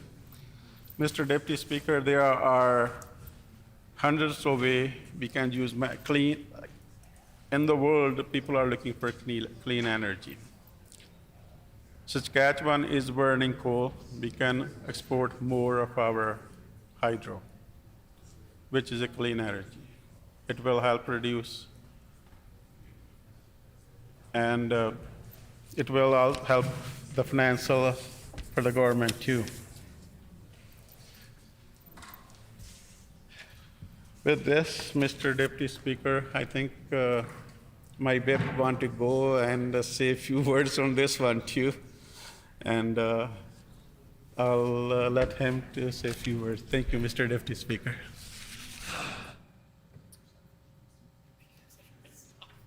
The honourable member for Concordia. All right, thank you very much. Mr. Deputy Speaker. I do appreciate my colleague ceding some time to me. I appreciate the opportunity. I would have preferred to hear him speak right to the end of the day and continue to bring the concerns he's bringing forward from his constituents. Not that I don't appreciate the opportunity, but just that I thought his particular take on bits on Bill 45 was compelling. And quite frankly, it was compelling in the same way that I think every member on this side of the House who brought forward their concerns, in the same way the member that was just speaking was articulate, brought forward good concerns. Every member on this side of the House brought forward those concerns in a real way that I think the government just simply doesn't want to talk about. We didn't hear from a single member, and that's unbelievable to me, Mr. Deputy Speaker, because I think that if it's a budget that a government is proud of, if it's a budget that speaks to the concerns of their constituents and to Manitobans, then they should be pushing each other aside and fighting for a spot to speak to this bill and to bring that forward. But are they doing that? No. In fact, we didn't hear from one single member opposite, outside of the member for the Finance Minister. That being said, as I said, Mr. Deputy Speaker, I'm very happy to speak to Bill 45 and to talk about the concerns that my constituents are bringing to me, because we're hearing about this. We've been spending the summer and this fall talking to Manitobans, knocking on doors, not just in my home constituency of Concordia, but certainly across the city, across the province, and we're hearing from them directly that they are concerned. They're concerned that the government has left them in the cold when it comes to the health care that they're receiving, that the government doesn't seem willing to take the steps necessary to address the housing crisis in our province. The government doesn't seem willing to deal with the affordability crisis. These are all steps that we know the government had the opportunity to take action on. When they brought their budget forward, certainly they knew this was on the horizon. They certainly knew the mess they had made in the healthcare system. But ultimately, they understood the impact that the pandemic and the global economic crisis was going to have here in Manitoba. They understood that. They went full steam ahead on austerity, on cuts, and to continue to push Manitoba back. That was then. That was when this government brought the budget forward. Here, with Bill 45, they had an opportunity to change course, to make a different set of choices, and yet it's more of the same. It's more that is going to impact Manitobans. We're very concerned, Mr. Deputy Speaker, and I do think that we, as a caucus, will continue to stand strong with Manitobans to push this government to reverse course. But at the end of the day, it's all words here in this chamber, Mr. Deputy Speaker. The real action will be when the people of Manitoba are given the opportunity to vote and to show this government in real terms what they think of their austerity measures. We look forward to that. I urge the government to call the election, and let's hear from the people of Manitoba. Thank you, Mr. Deputy Speaker. Is the House ready for the question? Is it the pleasure of the House, or the question before the House is second reading of Bill 45, the Budget Implementation and Tax Statutes Amendment Act 2022. Is it the pleasure of the House to adopt the motion? No. I hear a no. All those in favor of the motion, please say yay. Yay. All those opposed, please say nay. Nay. Oh, in my opinion, the yays have it. The honourable member for Concordia. On division. On division.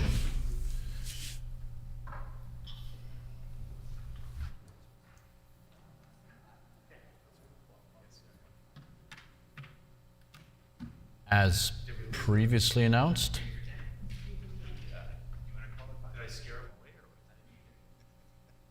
Couldn't handle the truth.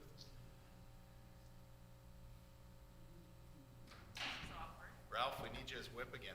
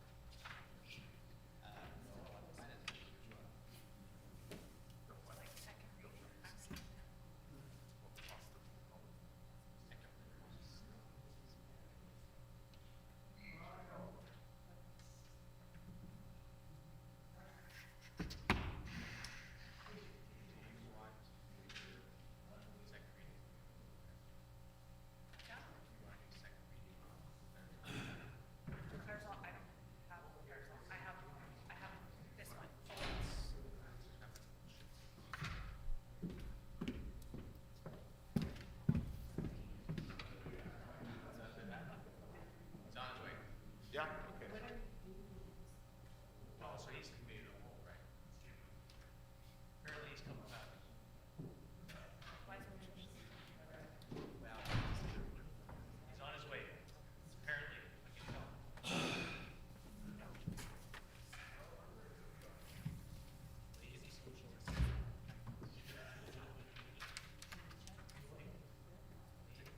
Yeah.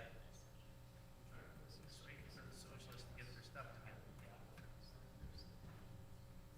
You guys are willing to collaborate and communicate with us?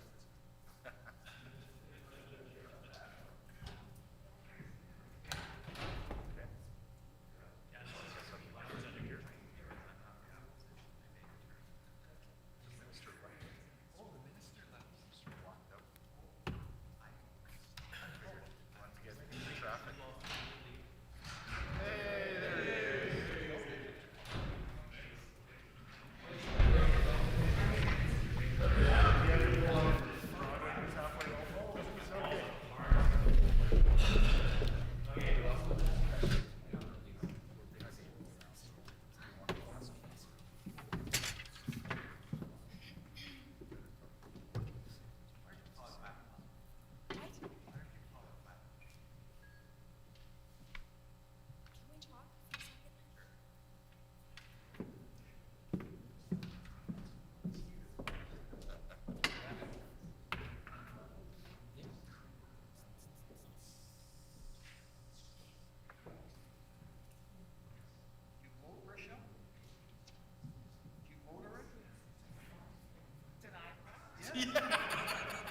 Why is that a weird question?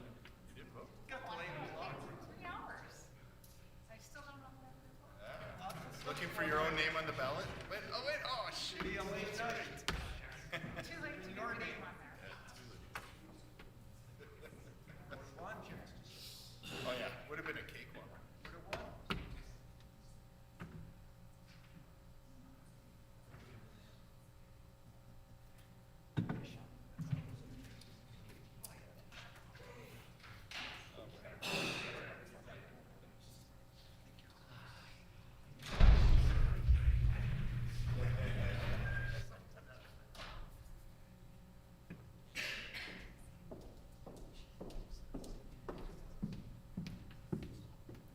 the Honourable Government House Leader. Mr. Deputy Speaker, as there's only a couple of minutes left, one of us will the House to call at 5 p.m. Is it the will of the House to call at 5 p.m.? Agreed, and so ordered. The time being 5 p.m. This House is adjourned and stands adjourned until tomorrow morning at 10 o'clock a.m.